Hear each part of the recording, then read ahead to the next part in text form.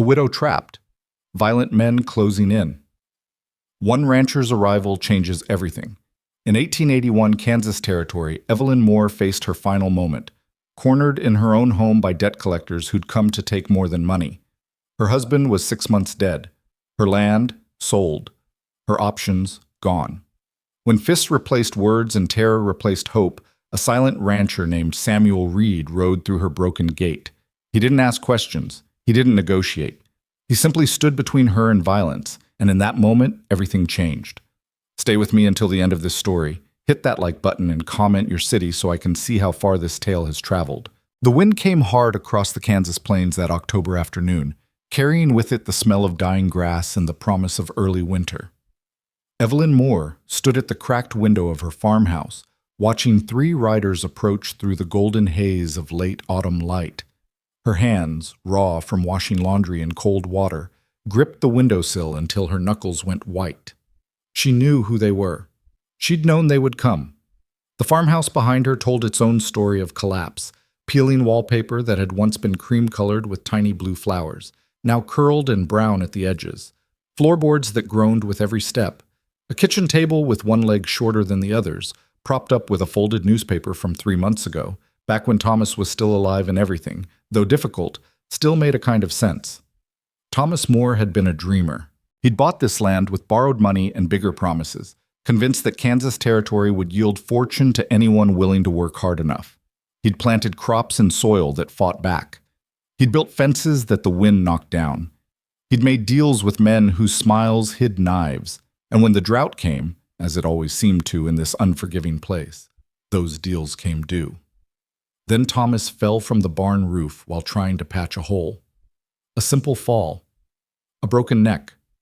Gone in an instant, leaving Evelyn with a 6-month-old grave, a mortgage she couldn't read properly, and debts that multiplied like locusts in summer. The riders dismounted. Evelyn counted their steps to her door, 12 heavy thuds against packed earth. She'd sold everything she could. The good plow, Thomas's watch, her mother's silver candlesticks that had crossed an ocean in a trunk. The land itself had gone to the bank 3 weeks ago. She had nothing left but the clothes she wore and the stubborn refusal to leave this house before she was forced to. The knock came hard. 3 times. Not a request, a demand. Evelyn's hands trembled as she smoothed her dress, a faded gray thing that had been black when she'd worn it to bury her husband. She'd turned it once already, using the good fabric from the inside to patch the worn outside. It wouldn't turn again. She opened the door 6 inches, keeping her boot wedged behind it. The man in front was named Cyrus Holt. She'd seen him twice before. Once when he'd come with papers Thomas had signed. Once when he'd come to take the plow. He was thick-shouldered and red-faced, with eyes that never quite met hers directly, but instead roamed across her face and body like she was property. He was appraising. "Mrs. Moore." His voice carried false politeness, the kind men used when they wanted to seem reasonable before they stopped being reasonable. "You know why we're here." The land is sold," Evelyn said, keeping her voice steady though her heart hammered against her ribs. "You have everything." "Not everything." Cyrus pulled a folded paper from his coat pocket. "Your husband signed a personal note, $500, due September 1st. It's now October 23rd. With interest, you're at $640. The number hit her like a physical blow. $640. She couldn't earn that in 5 years of work, even if someone would hire her. "I don't have it," she said simply. "I can't pay what doesn't exist." Cyrus smiled, but it never reached his eyes. "Well now, that's a problem, isn't it? Because a debt is a debt, Mrs. Moore. Your husband made promises in his name. You carry that name. That makes it your problem." The law says a lot of things," Cyrus interrupted, "but we're a long way from any courthouse, and you're a woman alone with no one to speak for you. So let's talk about practical matters." The 2 men behind him moved closer. One was younger, maybe 20, with a thin mustache he clearly thought made him look older. The other was older, weathered, with a scar that ran from his eyebrow into his hairline. Neither spoke, but their presence said enough. "I have nothing to give you," Evelyn repeated. Her throat felt tight. "Take the house if the bank hasn't claimed it already. I'll leave today." The house is worth maybe $100, and that's being generous. Cyrus stepped closer, forcing Evelyn back. The door swung open. But there are other ways a debt can be settled. You're a young woman, healthy. There are mining camps north of here, places where a woman with your qualities could work off what's owed. The words took a moment to register. When they did, ice flooded Evelyn's veins. No. The word came out stronger than she felt. Absolutely not. It's not really a question, Mrs. Moore. Cyrus was inside now, the other two following. The younger one closed the door behind them. You see, your husband thought he could make promises and walk away from them. He did walk away, right into a grave. But promises don't die just because a man does. Someone has to pay. And right now, that someone is you. Evelyn backed toward the kitchen, her mind racing.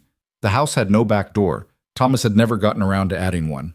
The windows were small, too small to climb through quickly. There was a knife in the kitchen drawer, but she was 3 steps away, and they were between her and it. There's a man named Sullivan who runs a camp near Dodge City, Cyrus continued, walking slowly toward her like he had all the time in the world. He pays good money for women willing to work. You work 3 years, maybe 4, your debt is cleared, you walk away free. That's not work, that's slavery. Call it what you want. Point is, you've got a choice. Come with us peaceable, work off what's owed, or we take you anyway and add resisting to your debt. Either way, you're coming. The younger man laughed, a nervous, cruel sound. Might be she needs convincing, Cy. Might be, Cyrus agreed. Evelyn's back hit the kitchen wall. Her hand reached sideways, fingers searching for the drawer handle. The older man with the scar moved left, cutting off her angle. Don't make this harder than it needs to be, Cyrus said. His voice had lost its false pleasantness. Now it was just flat. Matter of fact. The voice of a man who'd done this before and would do it again. You're coming with us. How you come is up to you. He reached for her arm. Evelyn grabbed the drawer and yanked it open. Her hand closed around the knife handle, but the scarred man was faster. He caught her wrist and twisted. The knife clattered to the floor. Pain shot up her arm. Feisty, the younger one said. I like that. Shut up, Cyrus snapped. He grabbed Evelyn's other arm. Mrs. Moore, you're making a mistake. Let me go. Evelyn tried to pull away, but his grip was iron. The scarred man still had her wrist, twisting just enough that she had to bend to avoid more pain. This is illegal. You can't what?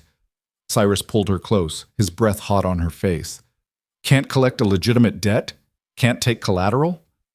You signed papers, Mrs. Moore. You might not remember it, but your name is on the same documents as your husband's. Joint debt, joint responsibility. I never signed anything. Your word against mine, and I have paper that says different. He started dragging her toward the door. Now we can do this easy, or we can do this hard. Your choice. Evelyn drove her knee up, aiming for where she hoped it would hurt most. She connected, and Cyrus grunted, his grip loosening. She wrenched free and ran, not toward the door, but toward the front window. If she could break it, if she could scream loud enough, maybe someone... The younger man caught her around the waist, lifting her off her feet. She kicked backward, her heel connecting with his shin. He swore, but held on. Enough! Cyrus's voice was a roar. He'd recovered, his face purple with rage. We tried being nice. You want to fight? Fine. We'll do it your way. He nodded to the scarred man who moved toward Evelyn with purpose. She saw his fist coming but couldn't avoid it. The blow caught her across the cheek, and her vision exploded into stars.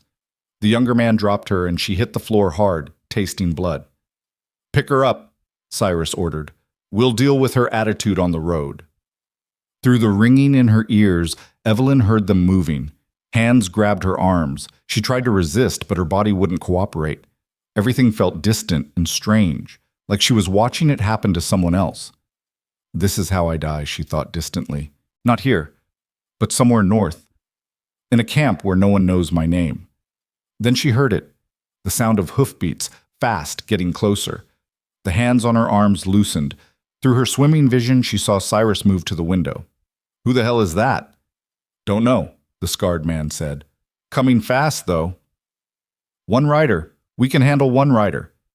But Cyrus's voice had changed. He didn't sound certain anymore. The hoofbeats stopped. Evelyn heard boots on the porch steps, slow, deliberate. Whoever had arrived wasn't in a hurry. The door, which the younger man had closed, swung open. Evelyn, still on the floor with blood running from her lip, turned her head to see. The man in the doorway was tall, maybe 6 feet, with broad shoulders that filled the frame. He wore a dark coat dusted with trail dirt and a hat that shadowed his face. His boots were worn but well kept. At his hip hung a gun, not displayed for show, but there, practical, present. He didn't speak immediately. He simply stood there, his gaze moving across the scene, Evelyn on the floor, blood on her face.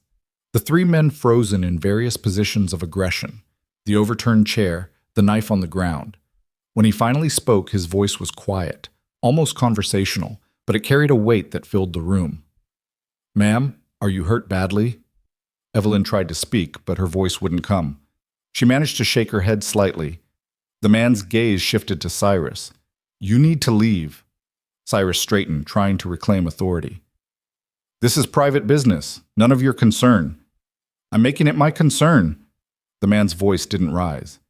It didn't need to. "The lady is hurt. You're leaving. Those 2 things are happening right now." "Now wait just a minute," Cyrus started. The man took 1 step into the room, just 1, but something in the movement made all 3 men back up. "I don't know who you think you are," Cyrus tried again, but his voice had lost its certainty. "But this woman owes a debt, a legal debt. We have every right." "You have the right to leave," the man interrupted. "And you have about 10 seconds to start doing it." The scarred man's hand drifted toward his belt. The newcomer's eyes tracked the movement. "Don't," he said softly. "Please don't." Something in those 2 words made the scarred man freeze. It wasn't a threat. It was almost a request. But underneath it lay something else.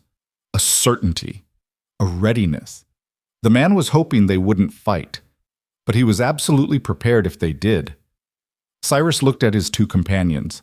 Some silent communication passed between them. The younger one edged toward the door. The scarred man followed. "This isn't over," Cyrus said, trying to save face. "The debt is real. The law, the man said quietly, says you can't beat a woman and force her into slavery. So if you want to talk about the law, we can ride into town right now and have that conversation in front of the marshal. Your choice." Cyrus's face went red, then white. She owes you nothing that justifies this. Now get out." For a long moment, no one moved. Then Cyrus jerked his head toward the door, and the 3 men filed out. From the floor, Evelyn heard them mount their horses. Heard Cyrus say something she couldn't make out. Heard the horses move off at a trot, then a gallop. Then silence. The man closed the door quietly. He crossed the room and knelt beside Evelyn, moving slowly enough that she wouldn't be frightened. "Can you sit up?" he asked. Evelyn nodded and let him help her into a sitting position, her back against the wall. The room tilted for a moment, then steadied. She touched her lip gingerly. It was split, but not too badly. The man stood and moved to the kitchen. She heard water being pumped, the sound of a cloth being dampened. He returned and handed it to her.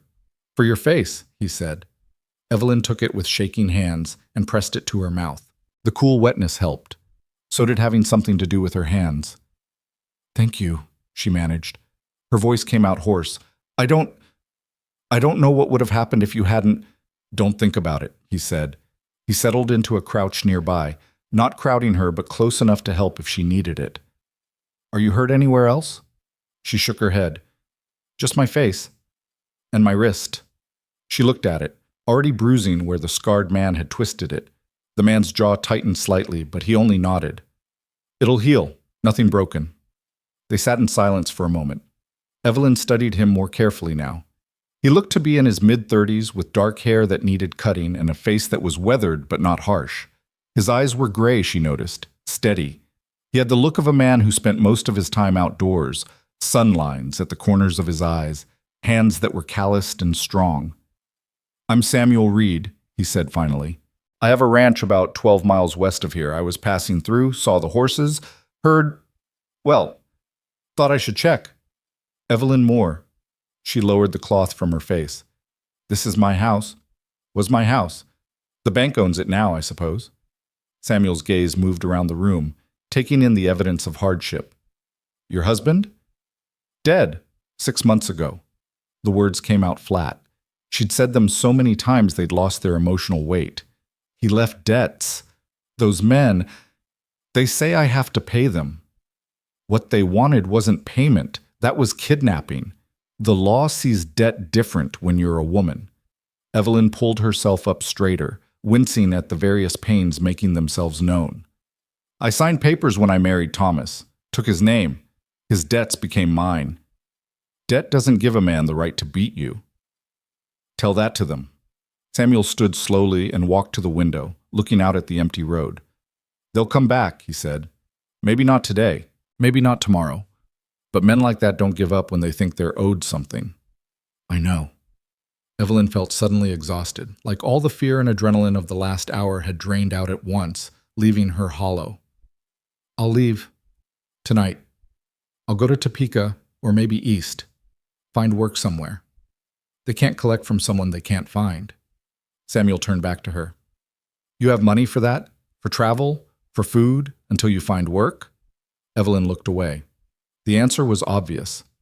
How much is the debt? Samuel asked. $640. She laughed, but it came out bitter. Might as well be $6,000. I don't have anything. They took the land, the equipment. I sold everything else. Samuel was quiet for a long moment, his expression thoughtful. What if you didn't run? I don't have a choice. There's always a choice. He moved back toward her, then seemed to think better of it, and leaned against the doorframe instead, giving her space. What if you had a place to go, somewhere safe, somewhere they couldn't touch you? Evelyn looked at him warily. I don't understand. My ranch, Samuel said. I need help. Someone to cook, clean, help with the house. My daughter is 7. She needs a woman's presence. You're offering me work? I'm offering you shelter, safety. The work would just be part of it. It was too good, too convenient. Evelyn had learned the hard way that when something seemed too good, it usually was. What would you want in return? She asked carefully. Beyond the work, I mean. Samuel's expression didn't change. Nothing beyond the work. You'd have your own room, your own space. I'm not offering anything improper if that's your concern. Men always say that. Some men do. He met her eyes steadily. I'm telling you the truth. My wife died 2 years ago. I'm raising my daughter alone, and I'm doing a poor job of it. The house is falling apart. I can't cook worth a damn. And Mila, my daughter, she needs someone who can teach her things I can't. Why me? You don't know me. I know you fought 3 men to stay free, Samuel said quietly. I know you're still in this house when most people would have run weeks ago. That tells me what I need to know. Evelyn wanted to believe him, desperately. But trust was expensive, and she'd paid too much for it already. If I say yes, she said slowly, and those men come looking for me, they'll find a rancher who doesn't take kindly to threats. Samuel's voice remained calm, but something in it hardened. They'll find out that some debts aren't collectible, and they'll leave empty-handed. You can't promise that. No, he agreed, but I can try, which is more than you have right now. He was right. Evelyn hated that he was right, but he was. She had no money, no friends close enough to help, no family left alive. She could run, but they'd find her eventually. Women alone were easy to track, easy to corner. Or she could go with this stranger, this Samuel Reed, and hope he was telling the truth about his intentions. It was a terrible choice, but terrible choices were all she had left. Why? She asked. Why would you risk trouble with those men for someone you don't know? Samuel was quiet for a long moment. When he spoke, his voice was softer. Because 2 years ago, my wife was sick, real sick, and I wasn't there. I was out trying to save the ranch, making deals, working myself into the ground. When I finally got home, she was gone, and I never got to tell her. He stopped, his jaw working. I wasn't there when she needed me most. Maybe I can't fix that, but I can be here now, for someone who needs help. It was the most honest thing anyone had said to Evelyn in months. maybe years. She looked around this farmhouse one last time, at the peeling wallpaper, the crooked table, the water-stained ceiling where rain had leaked through last spring. Thomas's dream had died here. Her old life had died here. Maybe it was time to let it go. "All right," she said. "I'll come with you. But if I turn out to be lying, you leave," Samuel said. "No questions asked. I'll take you to town myself if that's what you want." Evelyn nodded slowly. "Then, yes, I'll come." Samuel pushed off from the doorframe. "Do you have things to pack?" "Not much." She stood carefully, testing her balance. Her face throbbed, and her wrist ached, but she could move. "I can be ready in 10 minutes. Take your time. I'll get your bag onto my horse." Evelyn moved through the house one last time, gathering what little she owned. 2 dresses besides the one she wore. Her mother's Bible. Not because she read it much anymore, but because it had her family names written in the front. A small box with Thomas's wedding ring and a tintype of him from before they'd married, when he'd still been young and full of hope. A hairbrush with 3 teeth missing. It all fit in a canvas bag that had once held flour. She paused at the door, looking back. This had been her home for 3 years. It had been full of dreams once, then full of struggle, then full of loss. Now it was just empty. "Goodbye," she whispered. To the house. To Thomas. To everything that had been. Then she stepped outside into the October afternoon, pulled the door shut behind her, and didn't look back. Samuel was waiting with his horse, a solid bay gelding that stood patiently while he secured her bag behind the saddle. He looked up as she approached. "Ready?" Evelyn nodded. "It's about 2 hours' ride," he said. "We can take it slow if you're hurting." "I'm fine." It was a lie, but a necessary one. She'd learned to be fine even when she wasn't. Samuel swung into the saddle, then reached down. "Give me your hand." Evelyn hesitated, then took it. His grip was warm and calloused and strong. He pulled her up behind him in one smooth motion. She settled awkwardly, not sure where to put her hands. "Hold on to me," Samuel said. "It's rough country. I don't want you falling." Evelyn gripped his coat tentatively. As the horse started moving, she tightened her hold. They rode west into the lowering sun. Behind them, the farmhouse grew smaller and smaller until it disappeared into the plains. Ahead, the land stretched endlessly, brown grass rippling in the wind, scattered trees marking distant creek beds, the vast Kansas sky turning gold and orange and purple as evening approached. Neither of them spoke. There was too much to say and no good way to say it. But as they rode, Evelyn felt something unexpected, a tiny spark of something she'd thought was dead. Not hope, exactly. Hope was too fragile, too easily destroyed. But maybe possibility. Maybe the chance that tomorrow might be different from today. And for now, broken and battered and running from men who wanted to own her, that was enough. The sun touched the horizon, painting the world in fire. Samuel's horse moved steadily westward, carrying them both toward whatever came next. Behind them, Evelyn's old life faded into gathering darkness. Ahead, something unknown waited. She held on tighter and tried not to be afraid. The Reed Ranch appeared as darkness settled fully over the plains, first as a cluster of lights in the distance, then gradually resolving into shapes. A main house, a barn, a few outbuildings scattered across what looked like several acres of fenced land. It wasn't grand, but it was solid. Real. More than Evelyn had expected. Samuel slowed the horse as they approached, and Evelyn felt him shift slightly in the saddle. "That's home," he said quietly. The house itself was a single-story structure built from local stone and timber, with a wide porch that wrapped around the front and one side. Smoke rose from the chimney, which meant someone had kept the fire going. Light glowed in 2 windows, warm and yellow against the night. Samuel dismounted first, then helped Evelyn down. Her legs trembled when her feet touched the ground. Whether from the ride, the day's violence, or simple exhaustion, she couldn't say. She steadied herself against the horse's flank while Samuel retrieved her bag. The front door opened before they reached it. A small figure stood silhouetted in the doorway, backlit by the fire inside. "Papa?" The voice was young, uncertain. "I'm here, Mila." Samuel's voice changed when he spoke to his daughter, softened somehow, though it had never been hard. Sorry I was gone longer than expected.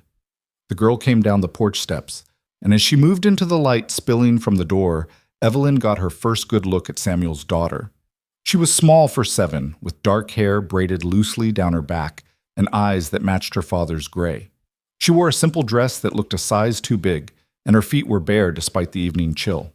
Mila stopped when she saw Evelyn, her eyes going wide. "Who's that?" "This is Mrs. Moore," Samuel said. "She's going to be staying with us for a while, helping around the house." "Why?" Mila's directness reminded Evelyn of how children spoke before the world taught them to be polite. "Because I asked her to." Samuel set Evelyn's bag on the porch. "Mila, can you show Mrs. Moore where she can wash up? I need to put the horse away." Mila studied Evelyn with open curiosity, her gaze catching on the bruise forming on Evelyn's cheek, the split lip. "Did you get hurt?" "I had an accident," Evelyn said, which was easier than the truth. "Does it hurt?" "A little." Mila nodded solemnly, as if this made perfect sense. Then she turned and walked back into the house, clearly expecting Evelyn to follow. Samuel caught Evelyn's eye. "There's a room off the kitchen. It's small, but it's private. Get yourself settled. I'll be in shortly." Evelyn climbed the porch steps and entered the house. The interior was exactly what she'd expected from a widower raising a child alone, functional but neglected. The main room served as both sitting area and dining space, with a stone fireplace dominating one wall. A table that could seat 6 stood near the kitchen area, though only 2 chairs were pulled up to it. The furniture was good quality, but dusty. Dishes were stacked in the kitchen basin. The floor needed sweeping. But it was warm, and it was clean enough. And most importantly, it felt safe. Mila led her through the kitchen to a small room that had probably been meant for storage. It held a narrow bed, a small dresser, and a window that looked out toward the barn. Someone, Samuel probably, had made up the bed with quilts and left a lamp on the dresser. "This is where Mama used to sew," Mila said, standing in the doorway. "Before she got sick." Evelyn set her bag on the bed. "It's a nice room. Thank you for showing me." Mila lingered, clearly wanting to say something but not sure how. Finally she asked, "Are you going to leave like Mama did?" The question hit Evelyn like a physical blow. She turned to look at the child, seeing the worry barely hidden behind the direct gaze. "I'm not planning to," Evelyn said carefully. "But your mama didn't leave on purpose, did she? She got sick." "She got sick, and then she went away and didn't come back." Mila's voice was matter-of-fact, but her hands twisted in her dress. "Papa says she's in heaven now, but I don't know where that is." Evelyn knelt down, ignoring the protest from her sore wrist. "Heaven it's a place people talk about when someone dies, a good place, where people don't hurt anymore. Do you believe in it?" It was the kind of question adults learned not to ask, but children still did. Evelyn thought about Thomas, about her parents, about all the people she'd lost. Did she believe in heaven? She honestly didn't know anymore. "I believe your mama loved you very much," she said instead, "and that love doesn't go away, even when people do." Mila considered this, then nodded. "Papa says that too." She turned to leave, then paused. "There's water in the kitchen if you want to wash. And bread if you're hungry. Papa's not very good at cooking, but he tries." Then she was gone, her bare feet padding softly across the floor. Evelyn stood slowly and looked around her new room. It was small, yes, but it had a door that closed, a window with a latch, a bed that looked more comfortable than anything she'd slept on in years. After the farmhouse with its leaking roof and broken furniture, this felt almost luxurious. She moved to the kitchen and found the water pump, filling a basin carefully. The water was cold but clean. She dampened a cloth and cleaned her face properly, wincing as she touched the bruise. In a small mirror hung by the window, she examined the damage. Her lip was swollen, her cheek already turning purple. She looked like what she was, a woman who'd been beaten. The thought made anger flare, hot and sudden. Those men had put their hands on her, had planned to drag her away and sell her like livestock. And for what? A debt she'd never agreed to, signed on papers she'd barely understood? The anger felt good. Better than fear. Better than helplessness. She heard the front door open and Samuel's boots on the floor. Quickly she smoothed her hair and dried her face, then returned to the main room. Samuel was crouched by the fireplace, adding wood. Mila sat at the table, watching him. Both looked up when Evelyn entered. "Feel better?" Samuel asked. "Yes, thank you." He stood, dusting his hands. "I know it's late, but have you eaten? There's stew from yesterday. It's not much, but I can warm it," Evelyn said before thinking, then caught herself. "I mean, if that's all right, if that's what you'd like me to do." Samuel studied her for a moment. "You don't have to start working tonight. You've had a rough day." "I'd rather keep busy." It was true. Busy meant not thinking. Not thinking meant not remembering those men's hands on her, their intentions. Samuel nodded slowly. "All right. Pot's in the kitchen. Stew's in the cold box out back." Evelyn found everything where he'd said. The cold box was a simple wooden structure built into the north side of the house, packed with straw for insulation. The stew pot was heavy cast iron, well used but clean. She carried it inside and set it over the fire, adding wood to build up the heat. Mila appeared at her elbow. "Can I help? Do you know where the bowls are?" Mila nodded and retrieved 3 bowls from the cupboard, along with spoons. She set them on the table with the careful precision of a child performing an important task. Samuel watched from his chair, saying nothing, but Evelyn caught the expression on his face. Something between surprise and relief. The stew warmed slowly. Evelyn stirred it, testing the temperature, adjusting the heat. It was simple fare: venison, potatoes, carrots, onions, but it smelled good.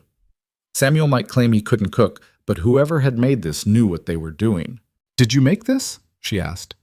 "Sarah, neighbor woman, brought it over yesterday." Samuel stood and moved to the kitchen. "She tries to help, but she's got 6 of her own to feed. Can't expect her to keep feeding us too." "It's good of her to try. People around here help each other when they can." He paused. "Those men earlier, they weren't from around here. I'd remember seeing them." "They said they were collecting for someone." Evelyn kept her eyes on the pot. "Someone my husband owed money to." "Did your husband have dealings with mining camps? Loan operations?" "I don't know. Thomas didn't tell me about his business." She heard the bitterness in her own voice and tried to soften it. "He meant well. He just wasn't good at planning." Samuel made a sound that might have been agreement. "Well, if they come around here, they'll find planning isn't their strength either." The stew was ready. Evelyn ladled it into bowls, serving Mila first, then Samuel, then herself. They ate at the table, the only sounds the clink of spoons and the crackle of the fire. Mila finished first and looked at her father. "Can I be excused?" "Go on." Samuel watched her scamper off toward what was presumably her bedroom, then turned to Evelyn. "She likes you." "She doesn't know me. She knows you served her first. That matters to children." He set down his spoon. "Look, I want to be clear about something. You're here because I offered you work and shelter. That's the arrangement. But if those men come looking, if there's trouble, you're not obligated to stay. I won't hold it against you if you decide to leave." "Where would I go?" "East, like you said. I could give you money for travel, help you get started somewhere else." Evelyn met his eyes. "Why would you do that? You barely know me." "Because it's the right thing to do." Samuel pushed his bowl away. "And because I know what it's like to feel trapped. When Elizabeth, my wife, got sick, we couldn't afford the doctor she needed, couldn't afford medicine. I worked myself into the ground trying to get the money together, and by the time I did, it was too late. If someone had offered help, then—" He stopped. "Well, no one did, so maybe I can offer it now. I'm not your wife." "No, but you're someone who needs help, that's enough." They sat in silence for a moment. Then Evelyn said quietly, "Thank you. For today. For this. I'll work hard. I'll earn my keep." "I don't doubt it." Samuel stood and collected the bowls. "Get some rest. Tomorrow's soon enough to start worrying about work." But sleep didn't come easily that night. Evelyn lay in the narrow bed, staring at the ceiling, listening to the unfamiliar sounds of the house. Samuel's footsteps moving through the main room, Mila's small cough from the other bedroom, the wind against the windows. Every sound made her tense, waiting for the crash of a door, the shout of men coming to collect their debt. But no one came. The night passed slowly, and eventually exhaustion won over fear. The next few days fell into a pattern. Evelyn woke before dawn and started the fire. then made breakfast, whatever she could find in the kitchen. Samuel ate quickly and headed out to work the ranch. Mila shadowed Evelyn, watching everything she did with solemn intensity. The house, Evelyn quickly realized, had been running on momentum alone. Dishes piled in the basin because no one washed them until they were needed again. Laundry accumulated until Samuel or Mila ran out of clean clothes. Floors went unswept. The stove needed blacking. Every surface carried a film of dust. She started small. First the dishes, washing everything and putting it away properly. Then the floors, sweeping and scrubbing until the boards showed their original color. The stove took half a day, but when she finished, it gleamed. Mila helped in her own way, carrying water and holding dustpans, asking questions constantly. Why did Evelyn wash dishes with hot water? Why did she scrub in circles? Why did she hang laundry this way instead of that way? Evelyn answered patiently, remembering her own childhood when her mother had taught her these same tasks. It felt strange to be the teacher now, strange to have someone look to her for answers. Samuel noticed the changes but said little. He'd come in for meals, which were now hot and ready at regular times, nod his approval, and return to work. He was a man of few words, Evelyn realized. Not cold, just economical with speech. It was the fourth night when things shifted. Evelyn had put Mila to bed and was finishing the kitchen cleaning when she heard the girl crying. Soft, muffled sobs coming from behind the closed bedroom door. She hesitated. Samuel was still outside, checking on a pregnant mare in the barn. This wasn't Evelyn's place, not really. She was hired help, not family. But the crying continued, and Evelyn's feet moved before she decided to. She knocked softly on Mila's door. "It's Mrs. Moore. Can I come in?" The crying stopped. A pause, then, "Okay." Evelyn opened the door. The room was small and neat, with a single bed and a dresser. Mila sat on the bed, hugging a rag doll that had seen better days. In the lamplight, her face was wet with tears. "What's wrong?" Evelyn asked gently, sitting on the edge of the bed. "I can't sleep." Mila's voice was thick. "I keep thinking about Mama." "Does this happen often?" Mila nodded. "Papa doesn't know. I don't tell him because it makes him sad." Something in Evelyn's chest tightened. 7 years old and already protecting her father from her grief. "It's okay to be sad," Evelyn said. "Your mama died. That's a sad thing. But it makes Papa sad when I cry." "But your Papa is sad anyway," Evelyn said gently. "Not because of you, because he misses her too. You crying doesn't make it worse. It's how you feel." Mila considered this, wiping her nose on her sleeve. "Do you miss your husband?" "Sometimes." It was the truth. "We weren't married very long and things were hard. But yes, sometimes I miss him." "Does it stop hurting?" Evelyn thought about lying, about giving comfort, but children deserved honesty even when it hurt. "It hurts less," she said, "but I don't think it stops completely. We just learn to carry it better." Mila looked at her doll.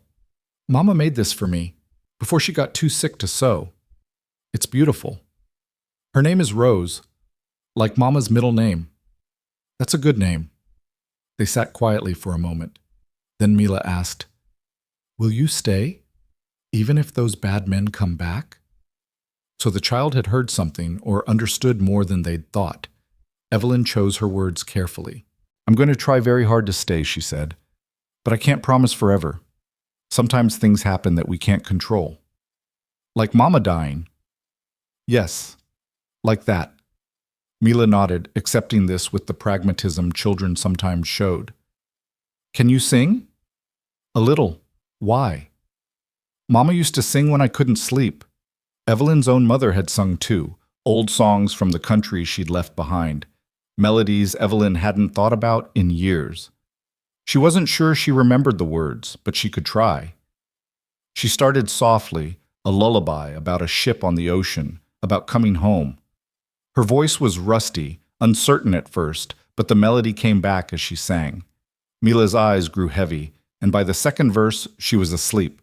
The doll clutched in her arms.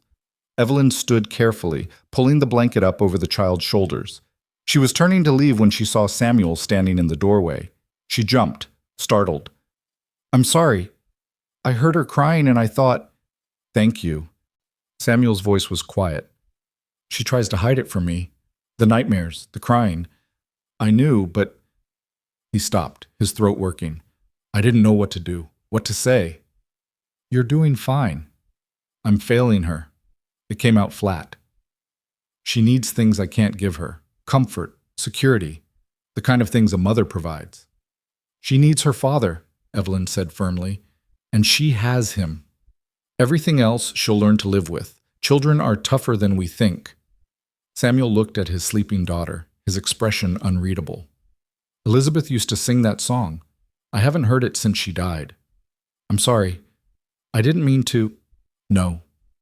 He looked at Evelyn. It's good. She should hear it. She should remember.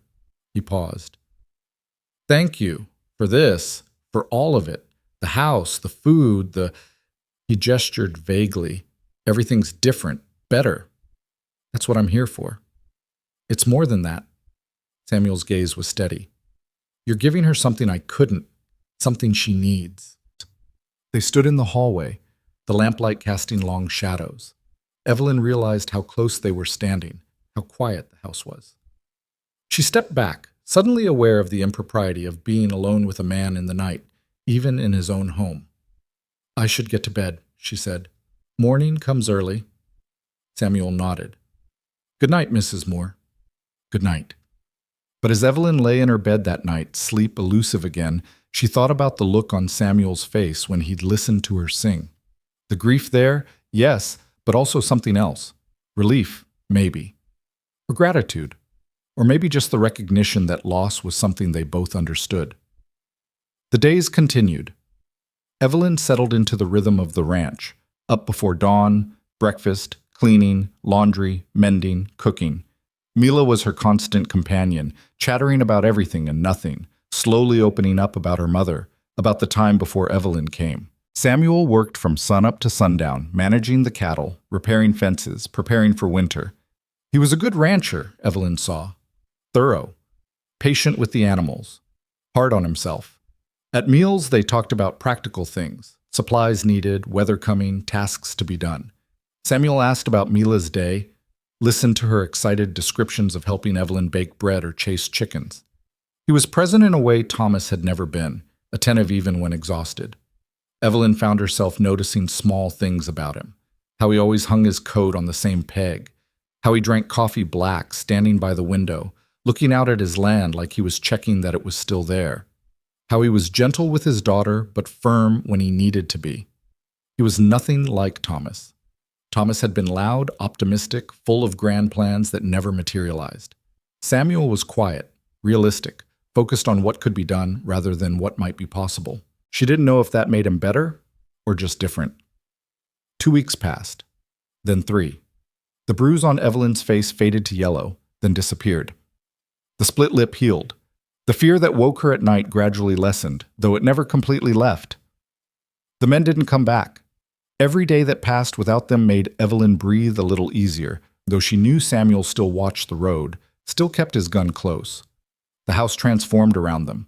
What had been simply functional became comfortable. Evelyn hung curtains in the windows.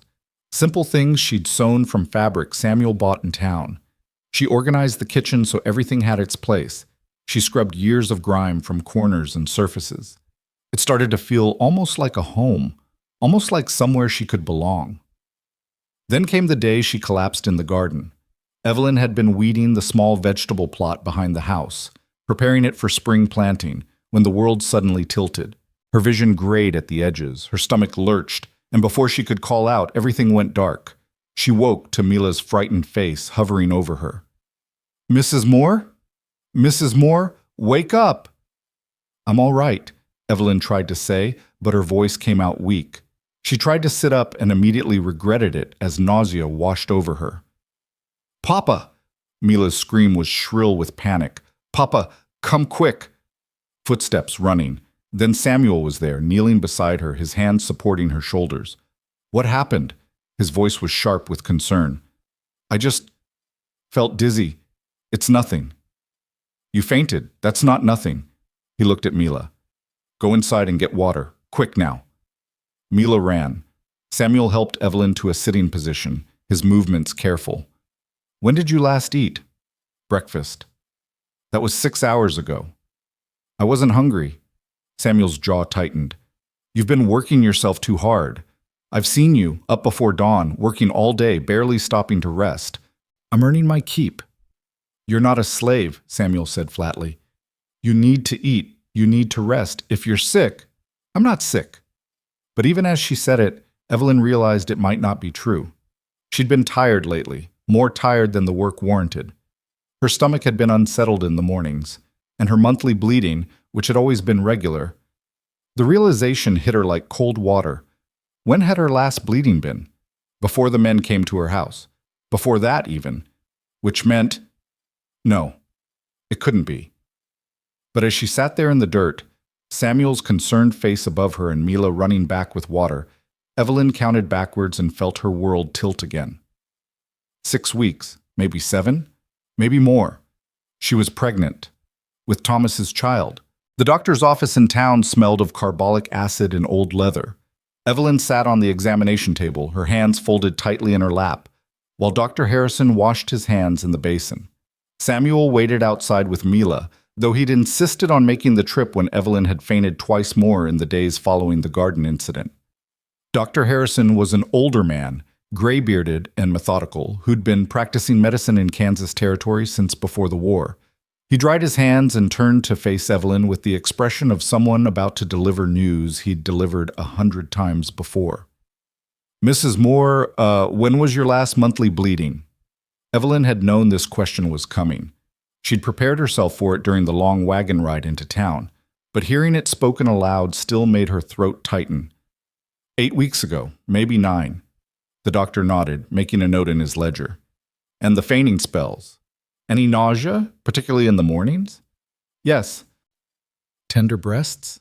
Fatigue? Yes. Her voice came out barely above a whisper. Dr. Harrison set down his pen and looked at her with professional sympathy. Mrs. Moore, I believe you're with child, approximately 2 months along by my estimation. The symptoms are quite consistent. Even though she'd known, had been certain since that moment in the garden, hearing it confirmed made it real in a way her own suspicions hadn't. Evelyn closed her eyes, feeling the room tilt again, though she was sitting down. Is the child healthy? She managed to ask. Too early to say for certain, but you appear to be in good health overall, despite the fainting. You'll need to eat more, rest more. The first few months can be difficult, but most women manage well enough. He paused. Does your husband know? My husband is dead. The words came out flat. He died 7 months ago. Dr. Harrison's expression shifted to something softer. I see. I'm sorry for your loss. But the child's father was my husband, Evelyn said firmly. There's no one else. Of course. The doctor cleared his throat. Well, you'll need support, Mrs. Moore. A pregnant widow faces certain difficulties. Do you have family, friends who can help? I'm staying with Samuel Reed, working as his housekeeper. Ah. Something in the doctor's tone made Evelyn look up sharply. He was studying her with a new kind of assessment, one that made her skin prickle with discomfort. Does Mr. Reed know about your condition? Not yet. You'll need to tell him. He has a right to know if he's providing you shelter. I know that. Evelyn stood, her legs steadier now. Is there anything else? Dr. Harrison handed her a small bottle. Ginger powder. Mix a pinch in warm water when the nausea gets bad. Eat small meals throughout the day rather than large ones. And Mrs. Moore? He waited until she met his eyes. Be careful. A woman in your position is vulnerable. Make sure Mr. Reed understands the nature of your arrangement. People will talk. People always talk. Yes, but sometimes what they say can cause real harm. Evelyn paid him with money Samuel had given her for the visit, then stepped out into the afternoon sun. Samuel was leaning against the wagon, Mila beside him eating a peppermint stick from the general store. Both looked up as she approached. Well? Samuel asked. Evelyn glanced at Mila, then back at Samuel. Can we talk? Privately? Something in her tone made Samuel's expression sharpen. He looked at his daughter. Mila, go look at the ribbons in the store window. Don't wander off. Yes, Papa. Mila skipped away, her peppermint stick leaving sticky traces on her fingers. Samuel waited until she was out of earshot, then turned to Evelyn. What did he say? I'm pregnant. The words came out blunt, graceless. She hadn't planned how to say it, and now it was simply there between them. Samuel went very still. For a long moment he said nothing, just looked at her with an expression she couldn't read. Then, how far along? 2 months? Maybe a bit more. Your husband's? The question shouldn't have stung, but it did. Yes, there's been no one else. Samuel nodded slowly, his gaze distant. Does this change your plans? Do you need to leave? I don't know. Evelyn wrapped her arms around herself despite the warmth of the day. I don't have anywhere to go. No family, no money for travel. Not really. But I understand if you don't want me to stay. A pregnant widow brings talk, and I don't care about talk, Samuel interrupted. His voice was quiet but firm. Question is, what do you want to do? What did she want? The question was so simple and so complicated at once. She wanted her husband alive. She wanted the debts erased. She wanted to not be terrified of what came next. But those were impossible wants. I want to keep the baby, she said finally. I want somewhere safe to have it. Beyond that. She shook her head. I don't know. Samuel was quiet for another moment, then said, You can stay, for as long as you need, through the birth and after, if you want. People will assume things, about you and me, about the baby. Let them assume. He pushed off from the wagon.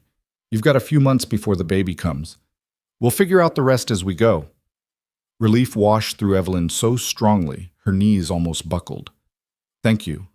I'll work as long as I'm able. I won't be a burden. You're not a burden. Samuel's gaze met hers directly. You're helping me raise my daughter. You've made my house a home again. That's worth more than you know.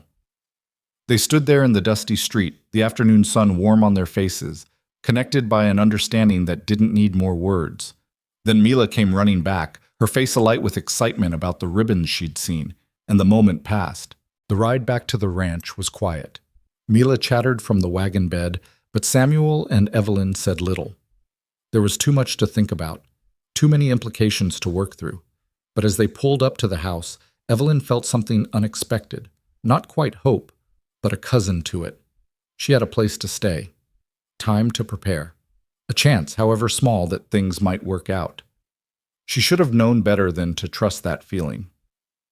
3 days later, just after sunset, the men came back.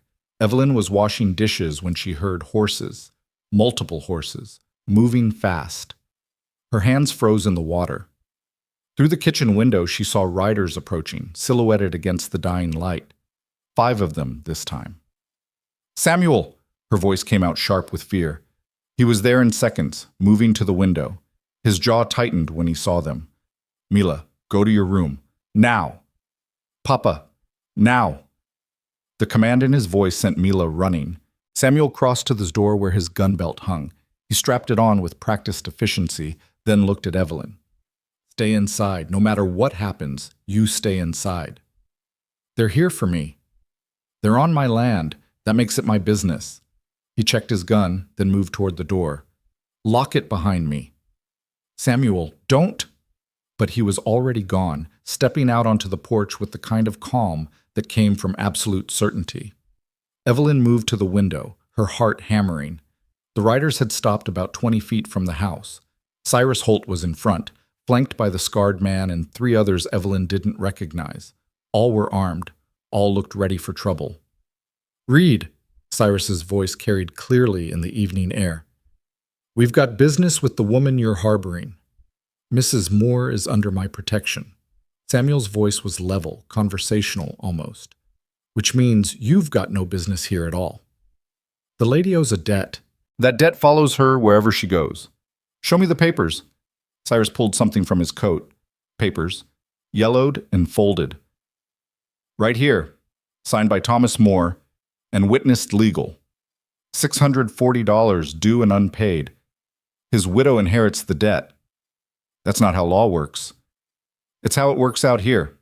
Cyrus shifted in his saddle. Now, we've been patient. We gave her time, but time's up. She comes with us tonight. Works off what's owed, everyone's happy. She's not going anywhere. You can't stop all of us, Reed. Be smart. Hand her over. This stays peaceful. Samuel's hand rested on his gun, casual but ready. I'm counting 5 of you. Figure I can drop 3 before you get me. Question is, which 3 want to die over a debt that's not even legal? The riders shifted uncomfortably. One of the new men, younger than the others, glanced at Cyrus nervously. Big talk from one man, Cyrus said, but his voice had lost some of its certainty. Not just one man. The voice came from behind the riders, making them spin in their saddles. A man on horseback had appeared from the direction of the road. Older, gray-haired, wearing a marshal's badge that caught the last light. He rode forward slowly, his rifle resting across his saddle. Marshal Webb. Cyrus's voice went tight. This is private business. Private business that involves threats on a man's property. That makes it my business. Webb stopped his horse between Samuel and the riders. Now, I heard something about a debt. Let me see those papers. Cyrus hesitated, then handed them over. Webb studied them by the fading light, his expression unreadable. Finally, he handed them back. These papers are worth about as much as the horse shit in my barn, he said flatly. Thomas Moore died. His personal debts died with him. His widow has no legal obligation. She benefited from the money. Did she? Webb's voice sharpened. Because from what I hear, Moore lost everything before he died. His land sold. His equipment's gone. If there was any benefit, it's long gone. You can't collect blood from a stone, Holt, and you sure as hell can't collect it from a widow who's got nothing. We have rights. You have the right to leave, right now, before I arrest all of you for trespassing and making threats. For a long moment, no one moved. Then Cyrus folded the papers and tucked them away. This isn't over. Yeah, it is. Webb's voice went cold. You come back here, you're getting arrested. You go near Mrs. Moore again anywhere, you're getting arrested. That clear enough for you? Cyrus's face went red, but he jerked his horse around. Let's go. The 5 riders left at a canter, disappearing into the darkness. Webb watched them go, then turned to Samuel. You all right? Thanks to you. Samuel climbed down from the porch. How'd you know to come? Got a telegram from Doc Harrison. Said there might be trouble out here. Asked me to check on things. Webb glanced at the house, where Evelyn stood visible in the window. That the widow? Mrs. Moore, yes. She really pregnant? Samuel stiffened. That's none of your concern. It is if it causes more trouble. Webb sighed. Look, Reed, I know you're trying to help, but a single man and a pregnant widow under one roof, people are going to talk, and talk leads to trouble. Then they can talk to me about it. I'm just saying, might be worth thinking about how this looks, for her sake and yours. Samuel's jaw worked, but he nodded. Noted. Thanks for coming out. Part of the job. Webb tipped his hat and rode off into the darkness. Samuel stood in the yard for a long moment, then turned back to the house. Evelyn met him at the door. They're gone, he said. For now. Evelyn's hands were shaking. She clasped them together to hide it. But you heard what the marshal said. They'll come back. Or people will talk, or let them talk. It's not that simple. The words came out sharper than she intended. You have a daughter, a reputation. I'm bringing shame to your house just by being here. And now with the baby, she pressed a hand to her still flat stomach. Maybe I should leave. Go east like we talked about, before things get worse. And go where? Do what? Samuel's voice was gentle but insistent. You're 2 months pregnant. You have no money, no family. Running won't make you safer. But staying makes you a target. I can handle it. Can you? Evelyn met his eyes. What happens when they come back with more men? What happens when they stop trying to take me and start trying to hurt you? What happens to Mila if you die trying to protect someone you barely know? The question hung between them. Samuel looked away first. I can't just let them take you, he said quietly. I can't do that. Why not? The question came out almost desperate. Why risk everything for me? Samuel was quiet for a long moment. When he spoke, his voice was rough with emotion. Because Elizabeth was sick for months before she died. And I knew she was getting worse, but I kept telling myself there was time. Time to earn money for the doctor. Time to make things right. Time to tell her everything I should have said years ago. He looked at Evelyn, his eyes bright. But there wasn't time. And when she died, I realized I'd spent so much time working and planning and trying to fix things that I'd forgotten to just be there. To help when help was needed, not when it was convenient. He shook his head. I can't fix what happened with Elizabeth, but I can help you. And maybe that's not noble or smart, but it's what I need to do. For her. For me. So please, don't ask me to stop. Evelyn felt tears burning in her eyes. I don't want you to get hurt because of me. Then help me figure out how to keep everyone safe, Samuel's voice steadied. But don't run. Not yet. Not unless you really want to. Inside the house, Evelyn could hear Mila moving around in her room, probably listening to every word. Outside, the night pressed close, full of dangers both known and unknown. But here, standing on this porch, with this quiet man who'd chosen to help her for reasons even he didn't fully understand, Evelyn felt something shift. Not safety, exactly, but solidarity, the sense that she wasn't facing the darkness alone. All right, she said finally. I'll stay, for now. Samuel nodded. Then we'll figure out the rest together. They went inside, locked the doors, and tried to pretend the world beyond the windows wasn't circling like wolves waiting for weakness. 2 weeks passed with no sign of Cyrus or his men.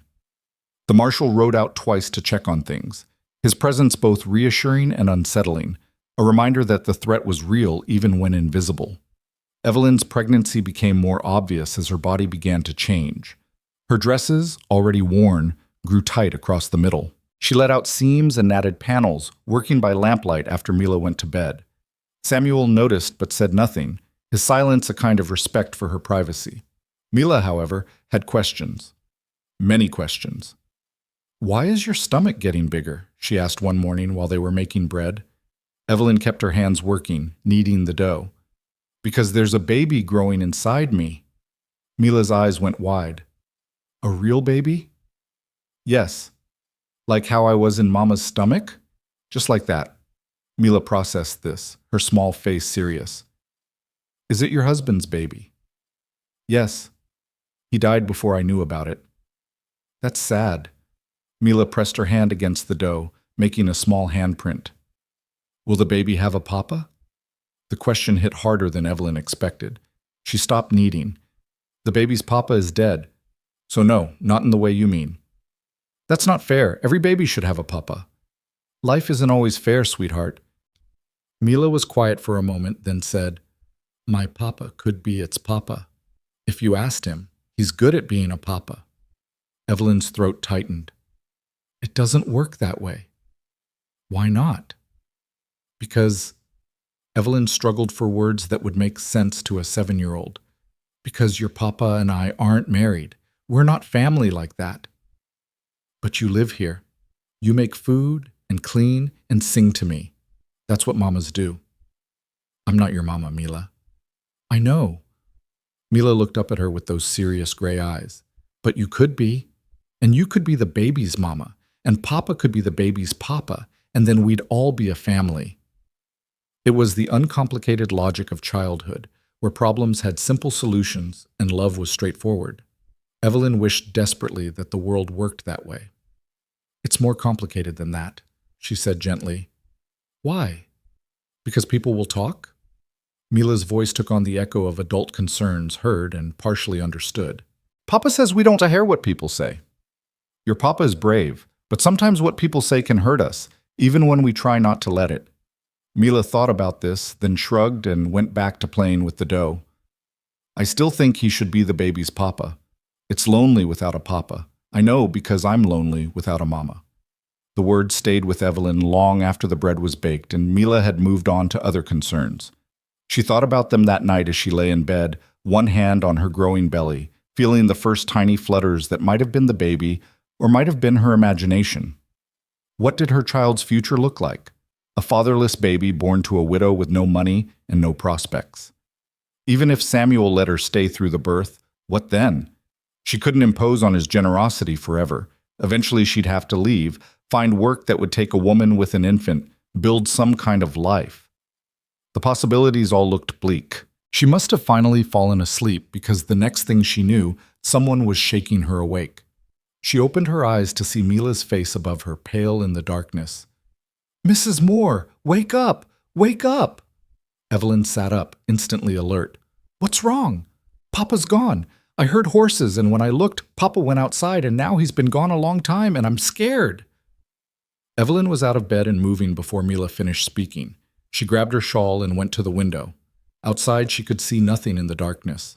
No movement, no lights, no sign of Samuel or anyone else. "Stay here," she told Mila. "Lock the door behind me." "No, don't go out there." But Evelyn was already moving. She grabbed the kitchen knife, inadequate but better than nothing, and stepped out onto the porch. The night was moonless and still. She could hear crickets, the distant sound of cattle, nothing else. She moved to the porch rail, straining to see or hear anything unusual. "Samuel," she called softly. "Samuel, where are you?" No answer. She was about to go back inside and ride for the marshal when she heard it, voices from the direction of the barn. Low, angry. She couldn't make out words, but the tone was clear enough. Confrontation. Maybe violence. Evelyn descended the porch steps, her heart hammering. Every instinct screamed at her to go back, to lock the door, to hide. But Samuel was out there. Samuel, who'd protected her, who'd offered shelter when she had nothing, who'd stood between her and men who wanted to hurt her. She couldn't leave him alone. The barn door was partially open, spilling lamplight into the yard. Evelyn approached slowly, the knife gripped tight in her hand. Inside, she heard Samuel's voice, strained but controlled. "I said get off my land." "Not until we get what we came for." Cyrus's voice, harder now, desperate. "You think the marshal scared us off? He's one man in a big territory. He can't protect you forever." "He doesn't need to. I can protect myself." "Can you?" A different voice, younger. "Because it looks like you're alone in a barn with 5 men who are done being polite." Evelyn reached the barn door and peered inside. The scene was worse than she'd feared. Samuel stood in the center of the barn, his back to a post. The 5 men surrounded him, Cyrus, the scarred man, and 3 others. Samuel's gun lay on the ground, kicked out of reach. Blood ran from a cut above his eye. They'd ambushed him, gotten the drop on him somehow. And now they were going to beat him until he gave her up. Evelyn stepped through the door. "I'm here," she said. Her voice shook, but she forced it steady. "You want me?" "Here I am. Let him go." All 6 men turned. Cyrus's face split in a grin that had nothing to do with humor. "Well now," he said. "That makes things easier." Samuel's eyes went wide with horror. "Evelyn, run! Get out of here!" But 2 of the men were already moving toward her. She backed up, raising the knife, but the scarred man simply grabbed her wrist and twisted. The knife clattered to the ground. "No!" Samuel lunged forward, but Cyrus hit him in the stomach, doubling him over. "Stop!" Evelyn shouted. "Stop hurting him! I'll come with you. I'll do whatever you want. Just stop!" Cyrus looked at her, then at Samuel, considering. Then he smiled. "No," he said. "I don't think I will stop.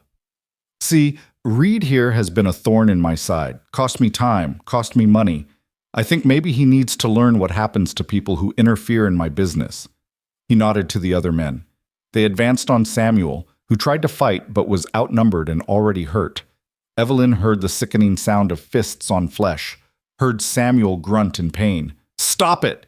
She tried to pull away from the scarred man, but his grip was iron. "You're killing him." "Nah," Cyrus said casually. "Just teaching him a lesson. Though if he doesn't survive the lesson, well, that's on him for being stupid." Rage flooded through Evelyn, hot and fierce. She stopped trying to pull away and instead lunged forward, using the scarred man's grip as leverage. Her head connected with his nose, and she felt cartilage crunch. He yelled and released her. She dove for Samuel's gun. Her fingers closed around the grip just as someone grabbed her ankle. She kicked backward, connected with something, pulled the gun close. She'd never fired a gun in her life, but she'd watched Thomas clean his revolver enough times to know the basics. She rolled onto her back, thumbed back the hammer, and pulled the trigger. The sound was deafening in the enclosed barn. The shot went wide, hitting the wall, but every man froze. Evelyn scrambled to her feet, the gun shaking in her hands, pointing at Cyrus. "Get away from him," she said. Her voice came out stronger than she felt. "Get away or I swear I'll shoot you." Cyrus raised his hand slowly, mockingly. "You even know how to use that?" "I know enough." She steadied her grip. "Samuel, can you stand?" He was on his hands and knees, blood dripping from his nose and mouth. "Yeah, I can stand." He pulled himself up using the post, his movements pained but determined. Evelyn kept the gun trained on Cyrus. "Now," she said, "you're all going to leave, and you're never coming back. Because if you do, I'll kill you. I have nothing left to lose. Do you understand?" Something in her voice must have convinced them. The desperation, the absolute sincerity. Cyrus lowered his hands. "You can't run forever." "I'm not running. I'm staying right here. And if you want to try this again, you'll have to kill us both." "Is that debt worth 2 murders, Mr. Holt? Is it worth hanging?" The question hung in the air. Finally, Cyrus jerked his head toward the door. "This isn't over," he said. "Yes, it is," Samuel said, his voice thick but firm. "Because the next time you set foot on my property, I'll kill you. That's not a threat. It's a promise." The men filed out. Evelyn and Samuel stood frozen until they heard horses leaving, galloping away into the darkness. Then Evelyn's hand started shaking so badly she almost dropped the gun. Samuel took it from her gently, set it aside, and pulled her into his arms. She collapsed against him, feeling him solid and real and alive.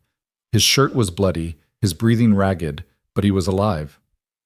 "You came after me," he said into her hair. "You stupid, brave woman. You came after me." "I couldn't leave you." The words came out muffled against his chest.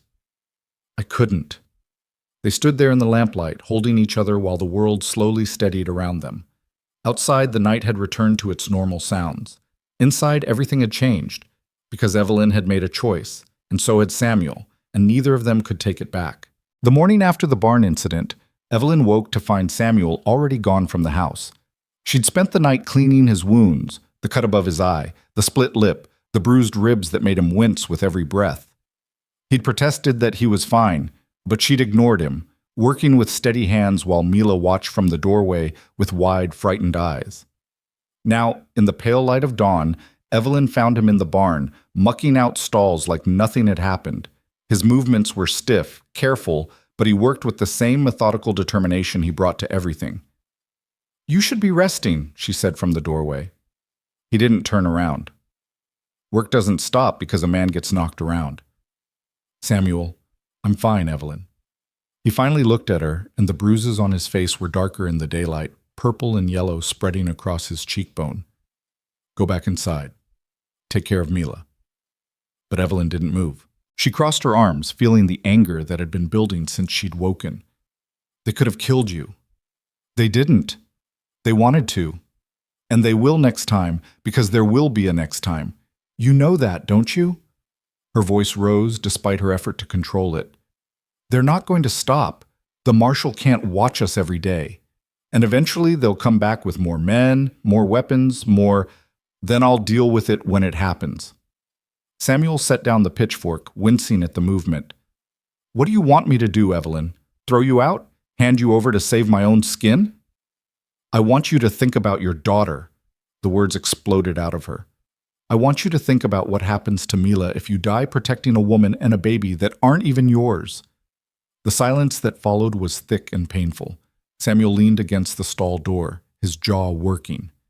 "That baby," he said quietly, "is innocent of whatever debts your husband left behind. And you didn't ask for any of this, not the debts, not the widowhood, not those men hunting you like your property to be collected." He met her eyes. "I'm not throwing you to wolves because it would make my life easier. That's not who I am. That's not who I want Mila to think I am." "Then what are we going to do?" Evelyn's anger drained away, leaving exhaustion in its wake. "Because I can't keep putting you in danger. I can't keep watching you get hurt because of me." Samuel was quiet for a long moment, his gaze distant. When he spoke, his voice was careful, like he was testing the weight of each word. "There might be a way to make them stop, legally." "What way?" He looked at her directly. "Marriage." Evelyn's breath caught. "What?" "If we were married, you'd be under my name, my protection. The debt would be even more clearly void because you'd be a married woman with a new identity. They couldn't touch you without going through me legally, and no judge would side with them over a legitimate marriage. That's... Evelyn couldn't find words. That's insane. We barely know each other. We know enough. Samuel pushed off from the stall door, moving closer. I know you're brave. I know you care about my daughter. I know you work hard and don't complain. That's more than some people know before they marry. But you don't love me. No, he agreed, and you don't love me. But love is a luxury, Evelyn. Security is a necessity. This would give you security. Give the baby a name. Give both of you protection. Evelyn's mind raced. Marriage. To this man she'd known for barely 2 months. It was practical, yes, but it was also permanent in a way that terrified her. What about you? She asked. What do you get out of this? A mother for Mila, help running the ranch, a family. He said it simply, like these were minor considerations. But Evelyn heard what he didn't say. The loneliness underneath, the weight of managing everything alone. People will talk. They'll say I trapped you, that the baby is yours, that people are already talking. Samuel's voice was firm. At least this way the talk has less teeth.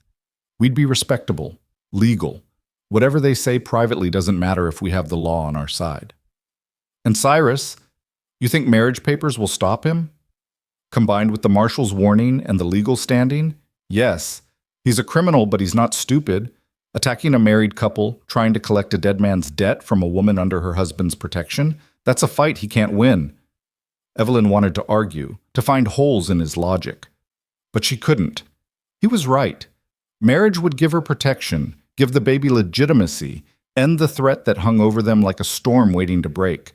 But it also meant binding herself to this man, this life, this place, forever. I need to think, she said finally. Samuel nodded. Take the time you need. But Evelyn? He waited until she looked at him. This isn't charity. I'm not offering this out of pity. I'm offering it because it makes sense, for both of us. She left him in the barn and walked back to the house in a daze. Mila was at the kitchen table, eating bread and honey, her legs swinging beneath her chair. Is Papa okay? She asked, around a mouthful of food. He's working. He's fine. Are you okay? The simple question, asked with such concern, nearly broke Evelyn's composure. She sat down across from Mila, suddenly too tired to stand. I don't know, she said honestly. Mila swallowed her bread. Are you going to leave because of the bad men? I don't want to leave. Then don't. Again, that child's logic that made everything seem simple. Papa can protect you. He's really good at protecting people. He got hurt protecting me. But he won, Mila pointed out. You both did. You scared them away with the gun. Evelyn had tried not to think too much about those moments in the barn, the weight of the gun in her hands, the knowledge that she would have shot Cyrus if he'd forced her to. She'd been prepared to kill. That realization sat heavy in her chest. Mila, she said carefully, if I stayed here permanently, if I became part of your family officially, how would you feel about that? Mila's eyes widened. You mean like being my new mama? Something like that. Not replacing your real mama, but I'd like that. Mila's response was immediate and enthusiastic. I'd like that a lot. Then you couldn't leave even if you wanted to. Is that why you'd want it? So I couldn't leave? Mila thought about this, her face scrunching in concentration. No. I'd want it because you're nice, and you sing, and you make good food, and you don't get mad when I ask too many questions, and because, she paused, her voice going softer. Because the house feels right when you're here, like it used to feel when Mama was alive. Not the same, but good again. Evelyn felt tears burning behind her eyes. That's a very sweet thing to say. It's true. Mila reached across the table and patted Evelyn's hand with sticky fingers. You should stay forever, and the baby should stay too. We could be a real family. Out of the mouths of children came truths that adults spent weeks dancing around. Evelyn squeezed Mila's hand gently. I'll think about it, she promised. The day passed in a haze of ordinary tasks. Evelyn cooked, cleaned, mended a tear in one of Mila's dresses. Samuel worked outside, visible through the windows, his movements still careful but steady. They ate dinner together that evening, the three of them around the table, and talked about safe things, the weather turning colder, the cattle needing to be moved to winter pasture, whether the chickens were laying well. They didn't talk about marriage. They didn't talk about the men who'd attacked them. They didn't talk about the choice hanging between them like a blade. That night, after Mila was asleep, Evelyn sat on the porch wrapped in a shawl, watching the stars come out. She heard the door open behind her, then Samuel's careful footsteps. "Mind if I sit?" he asked. She shook her head. He settled into the chair beside her with a suppressed grunt of pain. "Ribs still hurt?" she asked. "They'll heal." He was quiet for a moment, then said, "I've been thinking about what you said this morning, about putting Mila at risk." "Samuel, let me finish." His voice was gentle but firm. "You're right that I need to think about her, but I am thinking about her. I'm thinking about what kind of man I want her to see me as, what kind of lessons I'm teaching her by my actions." "What do you mean?" He leaned back, looking up at the stars. "When Elizabeth died, I made Mila a promise. I promised I'd take care of her, protect her, give her a good life. But more than that, I promised I'd teach her to be strong, to stand up for what's right, even when it's hard, to help people who need help." He turned to look at Evelyn. "If I throw you out to save myself trouble, what does that teach her? That people are disposable when they become inconvenient? That safety matters more than doing right? It's not that simple." "It is, though. Some things are simple, even when they're hard." He paused. "I watched my wife die because I couldn't help her in time. I carry that every day. And maybe helping you doesn't fix that, but it means something. It means I'm the kind of man who doesn't walk away when someone needs him." Evelyn's throat tightened. "You're a good man, Samuel Reed. I'm just a man, trying to do right by the people under my roof." He shifted in his chair. "Have you thought about my proposal?" "I've thought about little else." "And?" Evelyn took a deep breath. "I need to know something first. If we do this, if we marry, what would you expect from me, beyond cooking and cleaning and helping with Mila?" She didn't say the rest out loud, but Samuel understood. His expression softened. "I'd expect nothing you're not willing to give. We'd have separate rooms, our own space. This would be a practical arrangement, not," he paused, choosing words carefully, "not a traditional marriage in all ways, unless or until you wanted it to be different. And you might never want that, and that would be fine.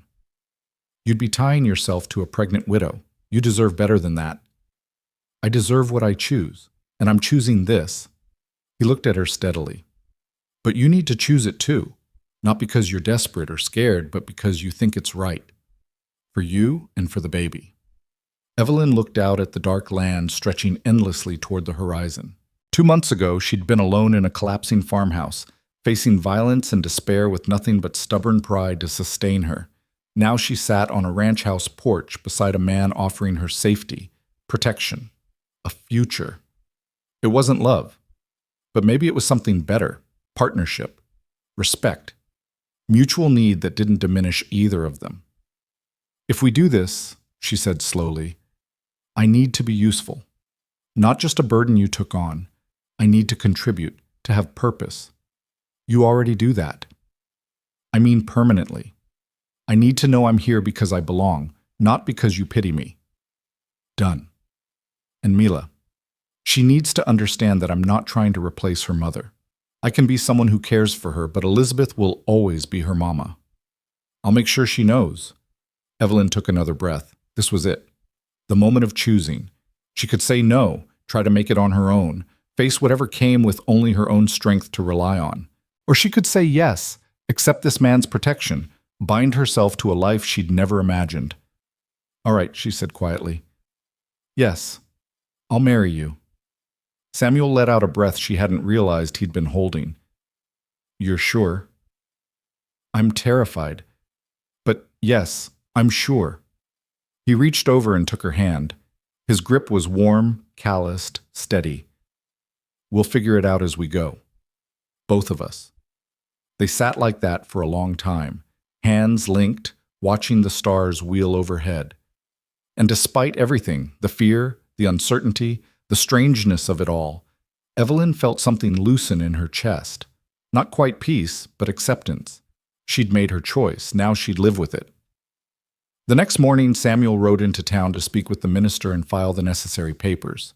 He took Mila with him, partly to visit the general store and partly, Evelyn suspected, to give her time alone to adjust to what was coming. Evelyn spent the day in a strange fugue state, going through the motions of her tasks while her mind spun in circles. She was getting married. Again. To a man she barely knew. In 3 days, according to what Samuel had said before leaving, the minister had required a brief waiting period, though he'd agreed to waive the reading of bans given the circumstances. 3 days. Then she'd be Evelyn Reed instead of Evelyn Moore, a rancher's wife instead of a widow, a stepmother. All the identities stacking up like layers she'd have to learn to wear. She was scrubbing the kitchen floor when she heard a wagon approaching. Looking out, she saw Marshall Webb climbing down from his horse, his face set in serious lines. Evelyn dried her hands and met him at the door. "Marshall, is something wrong? Need to speak with you and Reed both. He around?" "He's in town. Should be back within the hour." Webb nodded. "I'll wait, if that's all right." Evelyn offered him coffee, which he accepted, and they sat at the kitchen table in uncomfortable silence. Finally, Webb cleared his throat. "I heard something in town, rumor going around that you and Reed are planning to marry." "That's not a rumor. It's true." Webb's expression didn't change. "That's sudden. I need protection. Marriage provides it." "Does it, though?" Webb leaned forward. "Because here's the thing, Mrs. Moore. Those men who've been after you, they're not going to see a marriage license and give up. If anything, it might make them more determined. Make them feel like you're trying to cheat them out of what they think they're owed." "What they think they're owed is illegal. You said so yourself." "I did. But legal and safe aren't always the same thing." He paused. "I'm not saying don't marry Reed. I'm saying be prepared for consequences. Have a plan beyond just changing your name." "What kind of plan?" "The kind that involves being ready if they come back, being armed, being alert, not going anywhere alone." He met her eyes. "I can't protect you all the time, Mrs. Moore. Neither can Reed. You need to be able to protect yourself." "I shot at them once. I can do it again." "Can you?" Webb's voice was gentle but probing. "Can you actually pull the trigger if it comes to killing? Because wanting to and being able to are different things." Evelyn thought about that moment in the barn. The gun heavy in her hands, Cyrus's mocking face, the absolute certainty that she would shoot if necessary. She met Webb's gaze steadily. "Yes, I can." Something in her tone convinced him. He nodded slowly. "All right then. Just wanted to make sure you knew what you're getting into." "I know." "Good." He stood, leaving his coffee half finished. "Tell Reed I stopped by, and Mrs. Moore, congratulations on your marriage. I hope it brings you the safety you're looking for." After he left, Evelyn sat at the table for a long time, thinking about his words. Consequences. Plans. The reality that marriage might not solve everything might actually make some things worse, but she'd already made her choice. There was no going back now. Samuel and Mila returned in late afternoon, the wagon loaded with supplies. Mila ran inside, bursting with excitement about the ribbons she'd been allowed to pick out at the store. Samuel followed more slowly, his movements still careful. "The minister agreed to 3 days from now," he said, setting packages on the table. "Sunday after services. He'll do it at the church with whoever wants to attend." "What did you tell him?" "About why we're marrying." "The truth. That you need protection, I need help, and it makes sense for both of us." He had opinions about it. Samuel's mouth quirked slightly, but he agreed it was better than the alternative. "Marshall Webb came by. He warned us that marriage might not stop Cyrus." "I know, I saw him in town. He gave me the same warning." Samuel started unpacking supplies. "But it's still the right move. Legal protection matters, even if it's not perfect." That night, lying in bed with one hand on her growing belly, Evelyn thought about the man sleeping in the room across the hall. In 3 days, he'd be her husband. Not in the way Thomas had been. There'd be no romance, no passionate vows, no belief in happily ever after. But maybe that was better. Maybe practical partnership, built on mutual need and respect, was more solid than romantic love that wilted under hardship. She hoped so, because she was betting her future and her child's future on it. The 3 days passed in a blur of preparation. Evelyn had no wedding dress. Her best dress was the gray one she wore every Sunday, so it would have to do. Samuel bought her a simple gold band in town, plain and practical. They told Mila, who reacted with such unbridled joy that both adults found themselves smiling despite their nerves. Sunday morning dawned cold and clear. Evelyn dressed carefully, her hands shaking slightly as she buttoned the gray dress. It was tight across her middle now, obviously so. Everyone who saw her would know she was pregnant, would count backward and whisper about timing and propriety. Let them whisper. She was past caring. The church was small, stone-built, with simple wooden pews and windows that let in harsh prairie light. When they arrived, Evelyn was surprised to see it wasn't empty. Maybe 24 people sat scattered throughout. Neighbors, townspeople, Marshal Webb in the back row. Samuel had said they could have witnesses if they wanted. Apparently word had spread. The minister was an older man named Reverend Crawford, gray-bearded and stern-faced. He met them at the door, his expression neutral. "Mr. Reed, Mrs. Moore, are you both certain about this?" "Yes," Samuel said firmly. "Mrs. Moore?" Evelyn looked at the people in the pews, then at Samuel beside her, then at Mila holding both their hands. She thought about the farmhouse with its peeling wallpaper and broken dreams, about the men who'd tried to own her, about the child growing inside her who deserved better than a mother running scared. "Yes," she said. "I'm certain." Reverend Crawford nodded. "Then let us begin." The ceremony was brief, almost curt. Reverend Crawford asked the required questions about willing consent and lifelong commitment. Samuel answered in his steady voice. Evelyn answered with hers, only slightly less steady. When asked if anyone objected, there was a moment of breath-held silence. Then it passed, and they continued. Samuel slipped the gold band onto Evelyn's finger. It was slightly loose. They'd have to have it sized, but it caught the light streaming through the windows. "By the authority vested in me," Reverend Crawford intoned, "I now pronounce you husband and wife. Mr. Reed, you may kiss your bride." Samuel looked at Evelyn, a question in his eyes. She nodded slightly. He leaned in and pressed his lips to hers, brief and chaste, more like sealing a contract than celebrating love. When he pulled back, he whispered, "All right?" "All right," she confirmed. They signed the papers while the congregation watched in silence. Marshal Webb came forward to serve as witness, along with a woman Evelyn recognized from town, Sarah, the neighbor who'd brought stew. Their signatures made it official, legal, binding. Evelyn Moore was dead. Evelyn Reed lived in her place. Outside, some neighbors offered congratulations. Others left quickly, their faces tight with judgment. Evelyn saw the calculations in their eyes, saw them noting her pregnant belly and doing the math. She lifted her chin and accepted their good wishes without shame. They were walking toward the wagon when Cyrus Holt stepped out from between two buildings. Samuel's hand went immediately to his gun, but Cyrus held up empty hands. "Not here for trouble," he said. His face was different from the last time Evelyn had seen him. Harder, but also resigned. "Just wanted to say congratulations on your marriage, Mrs. Reed." The name in his mouth felt like a threat. Evelyn stepped closer to Samuel.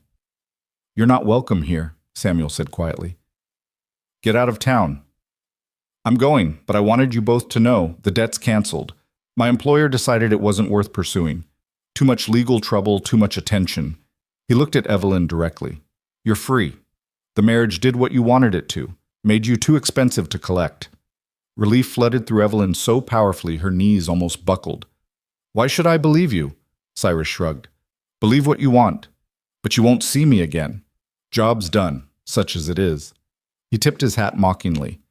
"Enjoy your new life, Mrs. Reed. Hope it's worth what you paid for it." Then he was gone, disappearing into the street crowd. Samuel's hand remained on his gun until Cyrus was out of sight. Then he turned to Evelyn. "You believe him?" she asked. "Doesn't matter if I believe him. Matters that we're prepared either way." He helped her into the wagon, his hand steady on her arm. "But if he's telling the truth, that's one less thing to worry about." They rode home in silence, Mila chattering between them about the wedding, about how pretty it was, about how now they were a real family. Samuel and Evelyn let her talk, both lost in their own thoughts. When they reached the ranch, Samuel helped Evelyn down from the wagon. She stood in the yard, looking at the house that was now legally her home, at the man who was now legally her husband. "Well," she said, "what now?" Samuel looked at her, then at the ring on her finger, then back at her face. "Now we live, we work, we raise children, we build something." "Just like that?" "Just like that." He offered his arm. "Mrs. Reed, would you like to go inside your home?" Evelyn took his arm, feeling the solid weight of him beside her. "Yes, I would." They walked up the porch steps together, Mila running ahead to open the door, and crossed the threshold into their married life. Behind them, the sun climbed higher, burning away the morning chill. Ahead, whatever came next waited. But for the first time in longer than she could remember, Evelyn felt something she'd thought was lost forever. She felt like she might actually survive this, like she might even, possibly, eventually be all right. It was enough. For now, it was enough. Winter came to Kansas territory with the kind of cold that settled into bones and stayed there. The first snow fell 3 weeks after the wedding, coating the ranch in silence and white.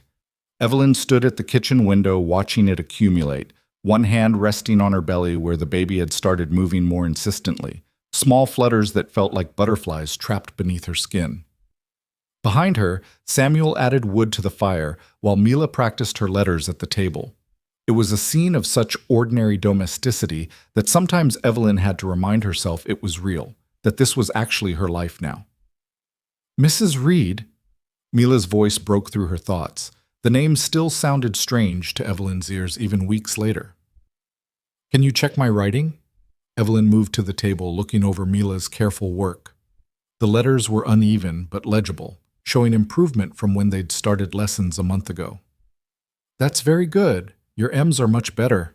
"No, Papa said Mama used to be a teacher before she got married. Is that true?" "I don't know, sweetheart.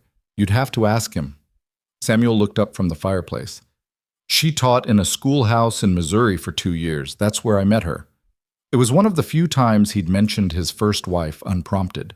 Evelyn had learned over the weeks that Elizabeth was a presence in the house, in the quilt on Mila's bed that she'd sewn, in the way Samuel touched certain objects with careful reverence, in the shadow that sometimes crossed his face when he thought no one was watching.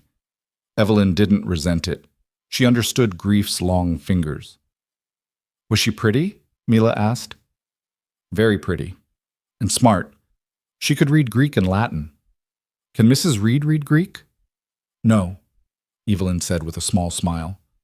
"Just English, and barely any French from what my mother tried to teach me." "That's still good," Mila said loyally. She returned to her letters, and the moment passed. But later, after Mila had gone to bed and Samuel was checking the animals one final time before the temperature dropped further, Evelyn found herself thinking about Elizabeth Reed, the woman who'd lived in this house, slept in that room across the hall, loved this man, and bore his child. What would she think of the arrangement her husband had made? Would she approve of a pregnant widow wearing her gold wedding band because Evelyn had discovered the ring Samuel gave her had been Elizabeth's, resized to fit her smaller finger? She was still standing by the window when Samuel came back in, stamping snow from his boots. "Everything secure?" she asked. "As much as it can be. Going to be a hard night for the cattle." He moved to the fire, holding his hands out to the warmth. "You should get some sleep. Baby's taking energy from you." "I'm not tired yet." It was true. Despite her growing belly and the exhaustion that came with pregnancy, sleep had been elusive lately. Her mind wouldn't settle. Samuel studied her face, then gestured to the table. "Sit. I'll make tea." They sat across from each other while the kettle heated, the silence between them comfortable in the way it had become over weeks of shared space. Samuel poured tea when it was ready, pushing a cup toward her. "Something's bothering you," he said. It wasn't a question. Evelyn wrapped her hands around the warm cup. "Do you ever regret it? Marrying me?" Samuel's expression didn't change. "No, do you?" "I don't know." She said it honestly. "I'm grateful. For the safety, for the home, for Mila.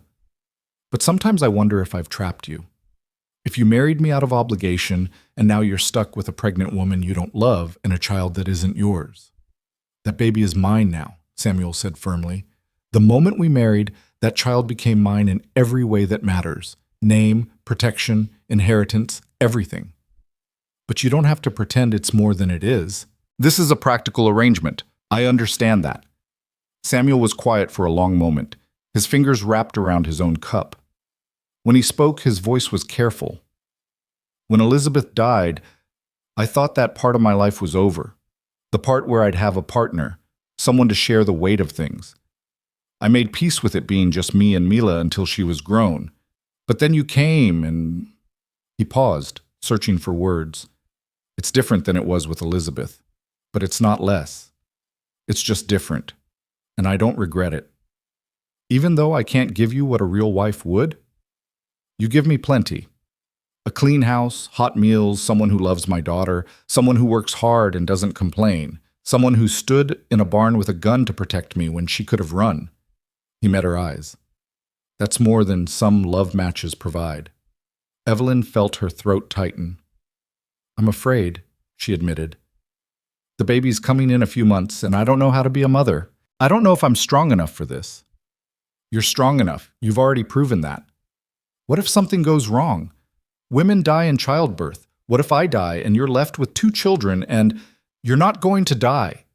Samuel's voice was firm, almost fierce. I won't let you. We'll get the doctor here well before your time. We'll be prepared, and you're going to be fine. You can't promise that. No, but I can promise I'll do everything in my power to make it true. He reached across the table and took her hand. You're not alone in this, Evelyn. Not anymore. The touch was warm, solid, real. Evelyn held on, feeling some of her fear ease. Not disappear. Fear like hers didn't disappear, but loosen its grip slightly. Thank you, she whispered. They sat like that until their tea went cold, hands linked across the table, while outside the snow continued to fall. The winter months passed in a rhythm of work and waiting. Evelyn's belly grew round and full, making simple tasks difficult. Samuel took over the heavier chores without being asked, and Mila became her devoted helper, fetching things and talking to the baby through Evelyn's stomach with the unselfconscious sweetness of childhood. When the baby comes, can I hold it? Mila asked one February morning while they were making bread. If you're very careful, yes. I'll be so careful. I'll be the best big sister ever. Mila pressed her ear to Evelyn's belly. Can you hear me in there? I'm your sister Mila. I'm going to teach you everything. Evelyn smoothed Mila's hair, feeling a surge of affection for this child who'd adopted her so completely. The baby is lucky to have you. Are you scared about the baby coming out? Children always ask the questions adults danced around. Evelyn considered lying, then decided Mila deserved honesty. Yes, a little. Having a baby is hard work and sometimes dangerous. But you'll be okay. Papa won't let anything bad happen.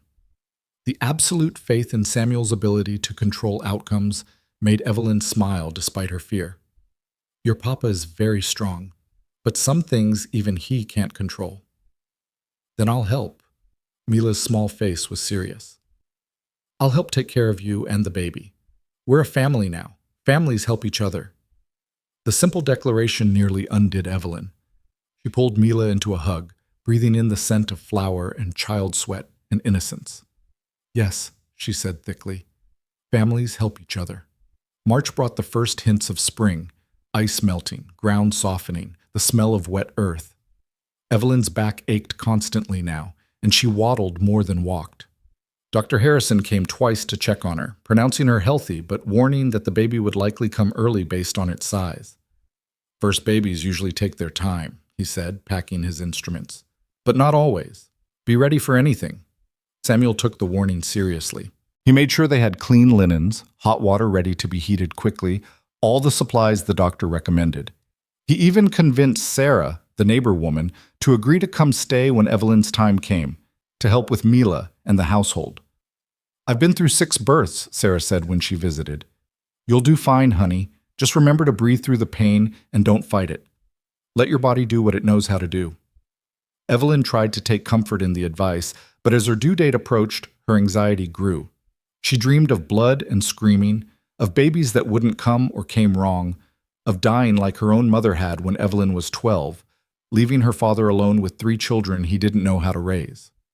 One night, a week before Dr. Harrison predicted the baby would come, Evelyn woke from one of these nightmares, gasping.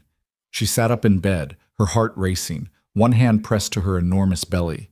A soft knock came at her door. "Evelyn? You all right?" Samuel's voice, she hadn't meant to wake him. "I'm fine, just a dream." The door opened slightly. Samuel stood silhouetted in the doorway, his hair mussed from sleep. "You don't sound fine." "I'm scared," she admitted. "What if something goes wrong? What if I'm not strong enough?" Samuel came into the room and sat carefully on the edge of her bed, maintaining respectful distance. "You're the strongest person I know. You fought 3 men with a knife. You shot at them in a barn to save me. You're going to survive childbirth. Women stronger than me have died. Not on my watch." His voice carried absolute conviction. "I lost Elizabeth because I wasn't there when she needed me most. I won't make that mistake again. You're going to get through this, and so is the baby." "You can't know that."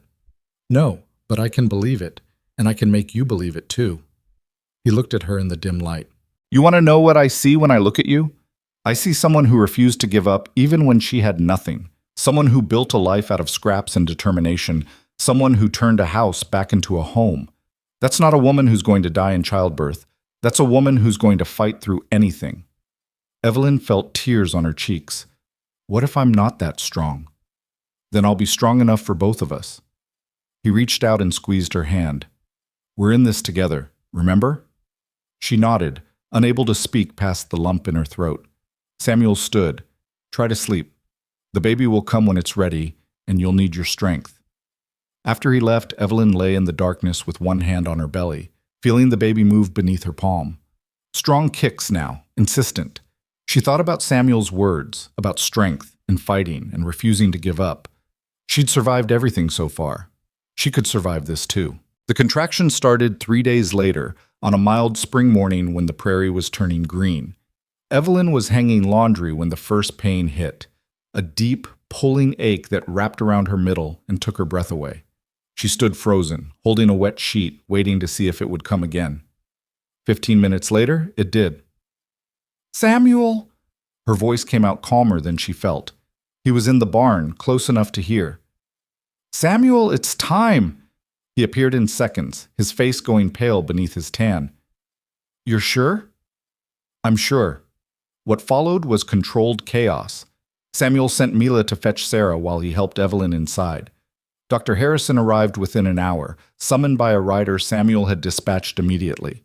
The house filled with purposeful activity, water heating, linens being laid out, Sarah taking charge of the kitchen, and Mila. The contractions grew stronger, closer together.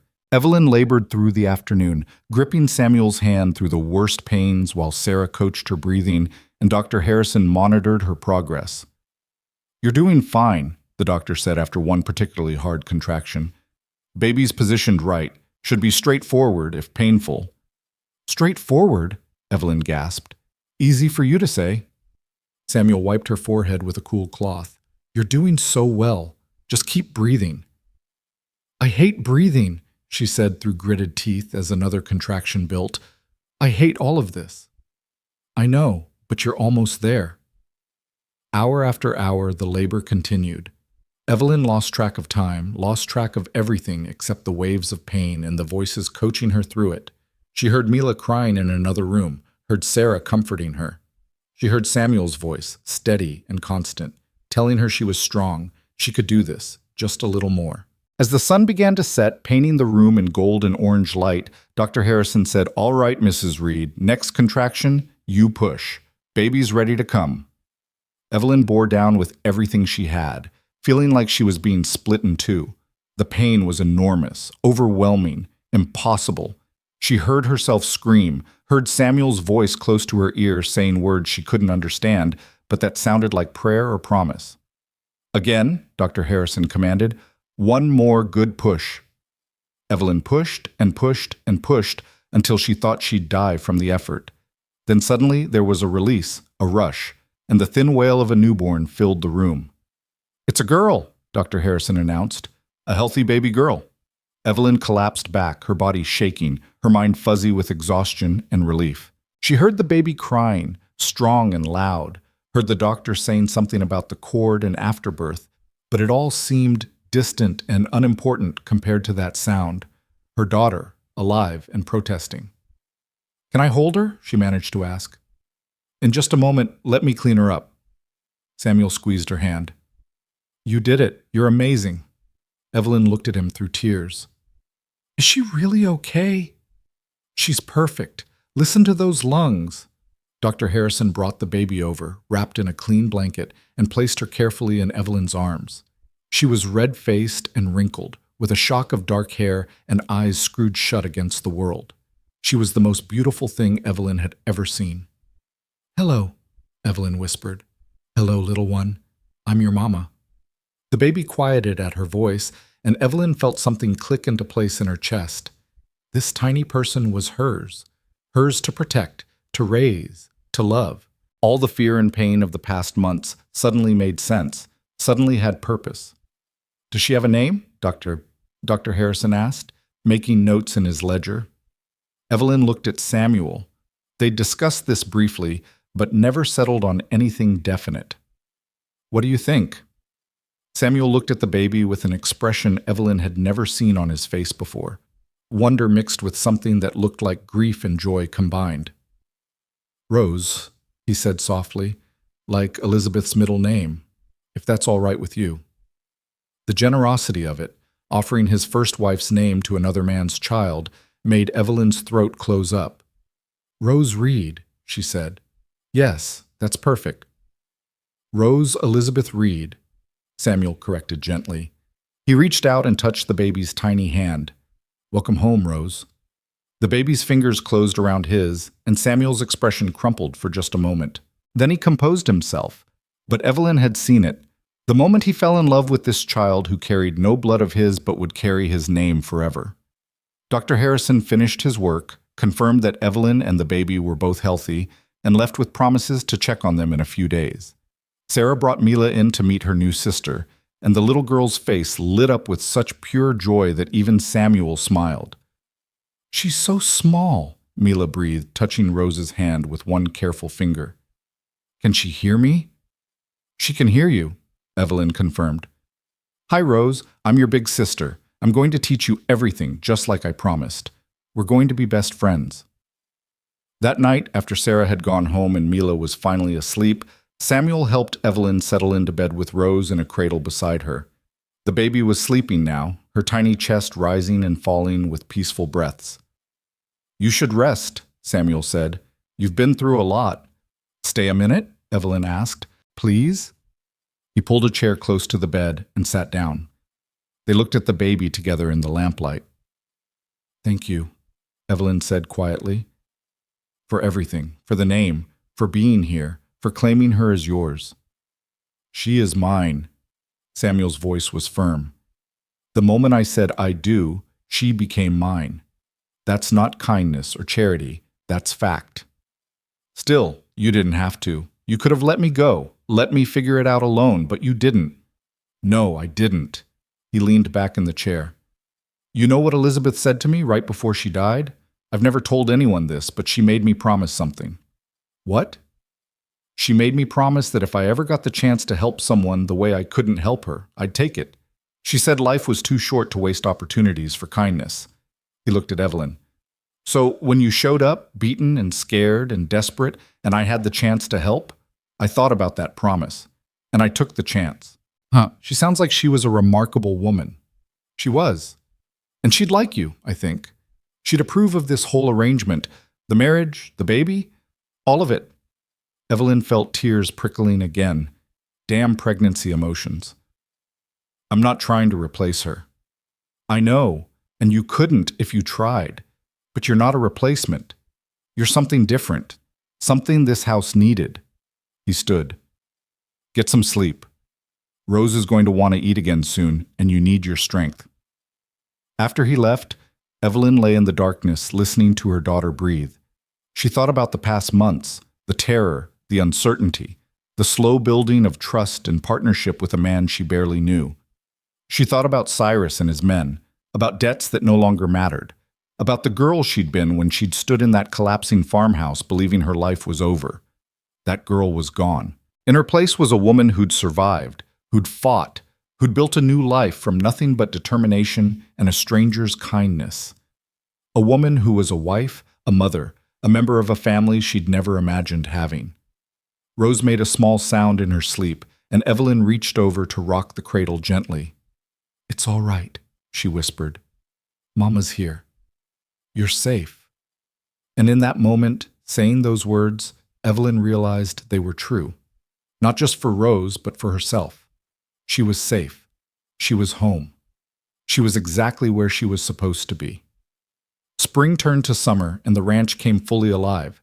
Evelyn recovered from the birth slowly but steadily, regaining her strength while learning to navigate motherhood. Rose was a good baby, fussy sometimes, but generally content. She had Samuel's gray eyes, Evelyn noticed as weeks passed, though everyone politely pretended not to notice the coincidence. Mila was a devoted big sister, constantly wanting to hold Rose or sing to her or help with baths. Samuel was surprisingly natural with the baby, handling her with the same calm competence he brought to everything else. He'd take Rose in the evenings, walking with her while Evelyn rested, his deep voice rumbling as he talked to her about horses and cattle and the land. One warm June evening, Marshall Webb rode out to visit. Evelyn met him on the porch, wiping her hands on her apron while Rose slept in a basket nearby. "Marshall, is something wrong?" "No, just checking in. Heard you had the baby." He looked at Rose with the awkward appreciation men showed for infants. "She's healthy?" "Very. Strong lungs." "That's good." He cleared his throat. "I also wanted you to know Cyrus Holt left Kansas Territory, headed to Colorado with his men. Got word yesterday from a friend in Dodge City. He won't be bothering you anymore." Relief washed through Evelyn, though she realized she'd already started to believe she was safe. "Thank you for letting us know." "Part of the job." Webb shifted his weight. "I also wanted to say, I judged you wrong, Mrs. Reed, when this all started. Thought you were just a woman looking for a man to take care of her. But I see now you're more than that. You're a fighter. Reed's lucky to have you." "I'm lucky to have him," Evelyn corrected. "Well, either way." He tipped his hat. "You all take care. Congratulations on the little one." After he left, Evelyn sat on the porch watching the sun set over the prairie. Samuel came out from the barn, saw her sitting there, and joined her. "Marshall Webb stopped by," she said. "Cyrus is gone. Left the territory." Samuel nodded slowly. "Good. One less thing to worry about." They sat in comfortable silence, watching the land turn gold in the evening light. Rose stirred in her basket, making small sounds. Samuel reached over and rocked it gently without being asked. "I was thinking," Evelyn said carefully, "about the ranch, about the future." "What about it?" "I want to contribute more. Not just cooking and cleaning. I want to help with the business side, the accounts, the planning. I'm good with numbers, and I want to be useful." Samuel looked at her thoughtfully. "You're already useful." "I mean really useful. As a partner, not just hired help." "Evelyn, you're my wife. Of course you're a partner. But we never talk about it like that. We never make decisions together, plan together. I want that. I want to be part of building this place, not just maintaining it." Samuel was quiet for a long moment. Then he nodded. "All right, starting tomorrow, we'll go over the books together. You can see where we stand, what needs work. We'll make decisions together." He paused. "I should have offered that sooner. You've had other things to worry about. Still, this is your home now. Your ranch, too. You should have a say in how it runs." That night, lying in bed with Rose sleeping in the cradle beside her, Evelyn thought about how far she'd come. 6 months ago, she'd been a terrified widow with nothing. Now she was a wife, a mother, a partner in a working ranch. She had a home, a family, a future. It wasn't the future she'd imagined when she'd married Thomas all those years ago. It wasn't a love story, at least not in the traditional sense, but it was good, real, built on respect and mutual need and shared responsibility. And maybe, she thought as Rose made small sleeping sounds beside her, maybe that was better than romance anyway. Maybe practical partnership that worked was worth more than passionate love that failed. The summer passed in a blur of work and growth. Rose got bigger, started smiling, started responding to voices and faces. Mila started helping more with ranch chores, taking pride in her responsibilities. Samuel built a bigger chicken coop and talked about adding more cattle next year. And slowly, almost imperceptibly, the relationship between Samuel and Evelyn shifted. It started small, hands that lingered when passing dishes at dinner, conversations that stretched later into the evening, glances that held a moment longer than necessary. Samuel started asking her opinion on more than just household matters, about which cattle to buy, about repairs to make, about plans for expansion. Evelyn found herself watching him work, admiring the strength in his shoulders, the patience he showed with Mila, the gentle way he held Rose.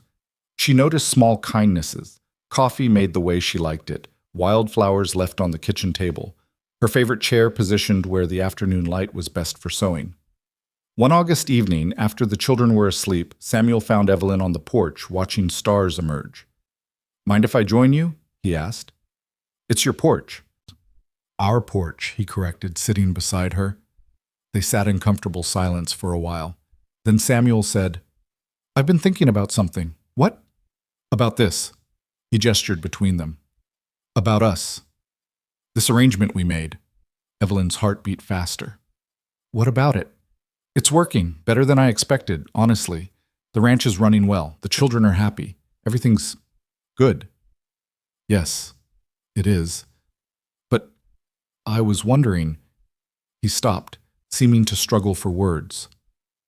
"I was wondering if maybe it could be more than just good. More than just an arrangement." Evelyn turned to look at him. In the starlight, his face was half-shadowed, but she could see the uncertainty there, the vulnerability. "What are you saying, Samuel?" "I'm saying that somewhere along the way, this stopped being just practical for me. I care about you, Evelyn. Not just as the mother of my children or the woman who keeps my house. As you, as the person you are." He took a breath. "I'm saying I'd like this to be a real marriage.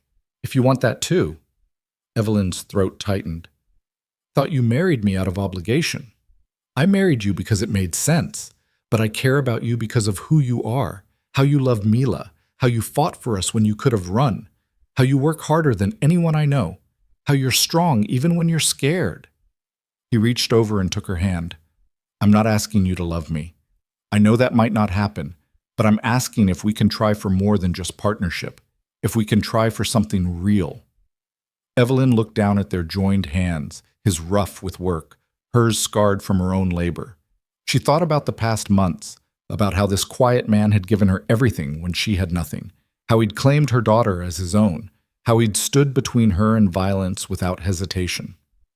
She thought about how her heart had started beating faster when she heard his voice, how she looked forward to their evening conversations, how she'd started caring about his comfort, his happiness, his opinion. When had that happened?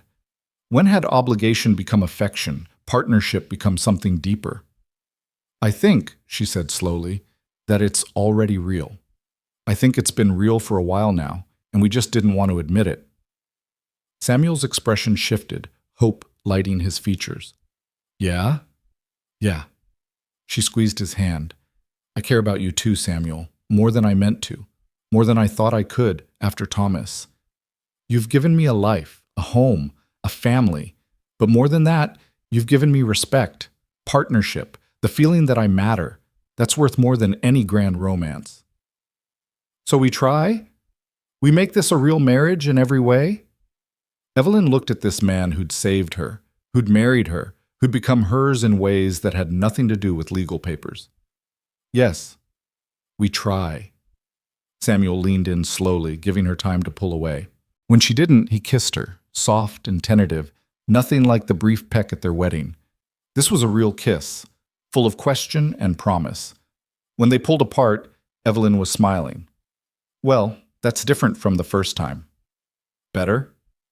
"Much better." They sat on the porch until late, talking about the future, about what they wanted to build together, about how to blend what they had with what they hoped for. And when they finally went inside, Samuel walked Evelyn to her door, but didn't presume anything. "Take your time," he said. "We'll figure this out as we go. No rush." "Thank you," she said. Then, impulsively, she stretched up and kissed him again. For everything. The autumn came with harvest work and preparations for winter. The ranch thrived under their joint management. They'd bought more cattle, repaired the barn, added to the house. They worked side by side during the day and talked together in the evenings, their conversations growing deeper, more intimate. And slowly, carefully, their marriage became real in all the ways it hadn't been before. They became partners not just in business, but in life. They became companions. They became, against all odds, people who'd chosen each other for more than just survival. One October evening, Evelyn found Samuel in the barn mending a bridle. Rose was strapped to her chest in a sling, nearly 6 months old now, and getting heavier by the day. Mila was at the house preparing dinner. She'd learned enough to handle simple meals. "Can I ask you something?" Evelyn said. Samuel looked up from his work. "Always." "Do you ever wish it had been different? That we'd met some other way? Fallen in love the normal way?" He considered the question seriously. "No, I don't. Because if things had been different, you wouldn't be you, I wouldn't be me. What we have works because of how we got here, not in spite of it. But we miss so much, the courtship, the romance, all those early stages. We're building our own stages. Maybe they're out of order, but they're ours." He set down the bridle and came closer. "I wouldn't trade what we have for anything. Would you?" Evelyn looked around the barn, at the tools hanging neatly on walls, at the horses in their stalls, at the evidence of work and care, and building something that lasted. She thought about the house full of warmth and voices, about Mila reading books by the fire, about Rose growing stronger every day. "No," she said. "I wouldn't trade it." Samuel kissed her forehead, then Rose's. "Then that's all that matters." Winter came again, their first full winter as a real family. Snow fell heavy and white, isolating them on the ranch for days at a time. But inside the house, there was warmth, laughter, stories told around the fire. Mila teaching Rose how to clap her hands. Samuel and Evelyn working together over account books, planning for spring. On Christmas morning, Samuel gave Evelyn a gift. A new dress, deep blue, carefully sewn by Sarah in town. It was the first new dress Evelyn had owned in years. "I thought you deserved something that was yours," Samuel said. "Something that isn't worn or mended or hand-me-down." Evelyn held the dress against herself, feeling tears prick her eyes. "It's beautiful." "So are you."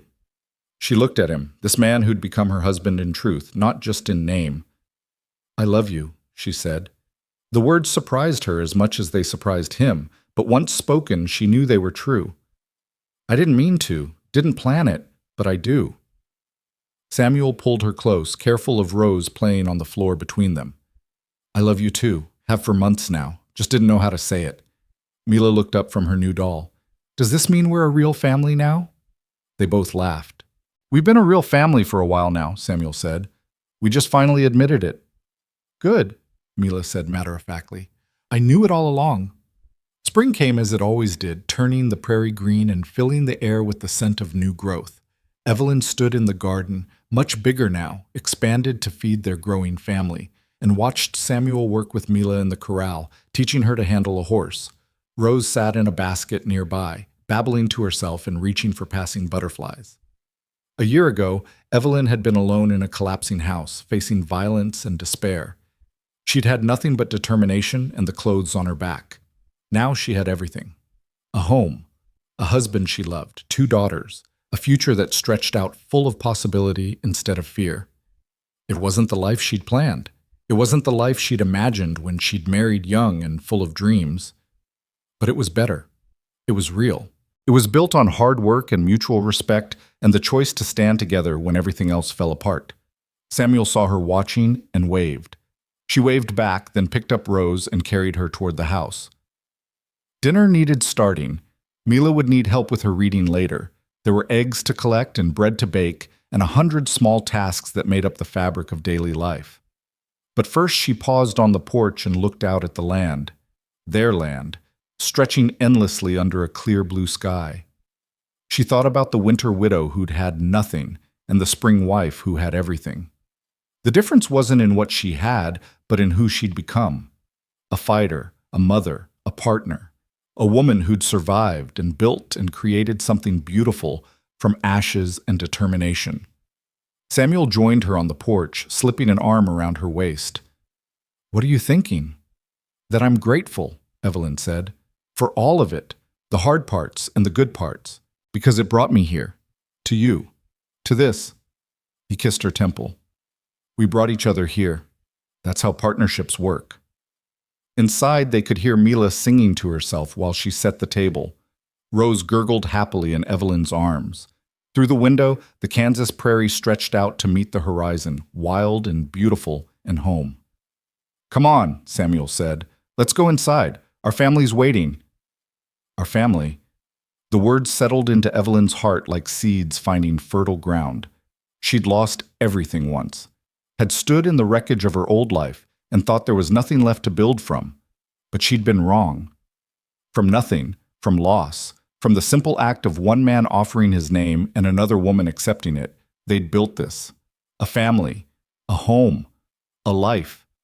It wasn't rescued. It wasn't charity. It wasn't even romance in the traditional sense. It was choice, daily choice. The decision to stand together, to build together, to become something together that neither could have been alone. And that, Evelyn thought, as she walked into the warm house with her daughter in her arms and her husband beside her, was worth more than any fairy tale. That was real. That was lasting. That was love.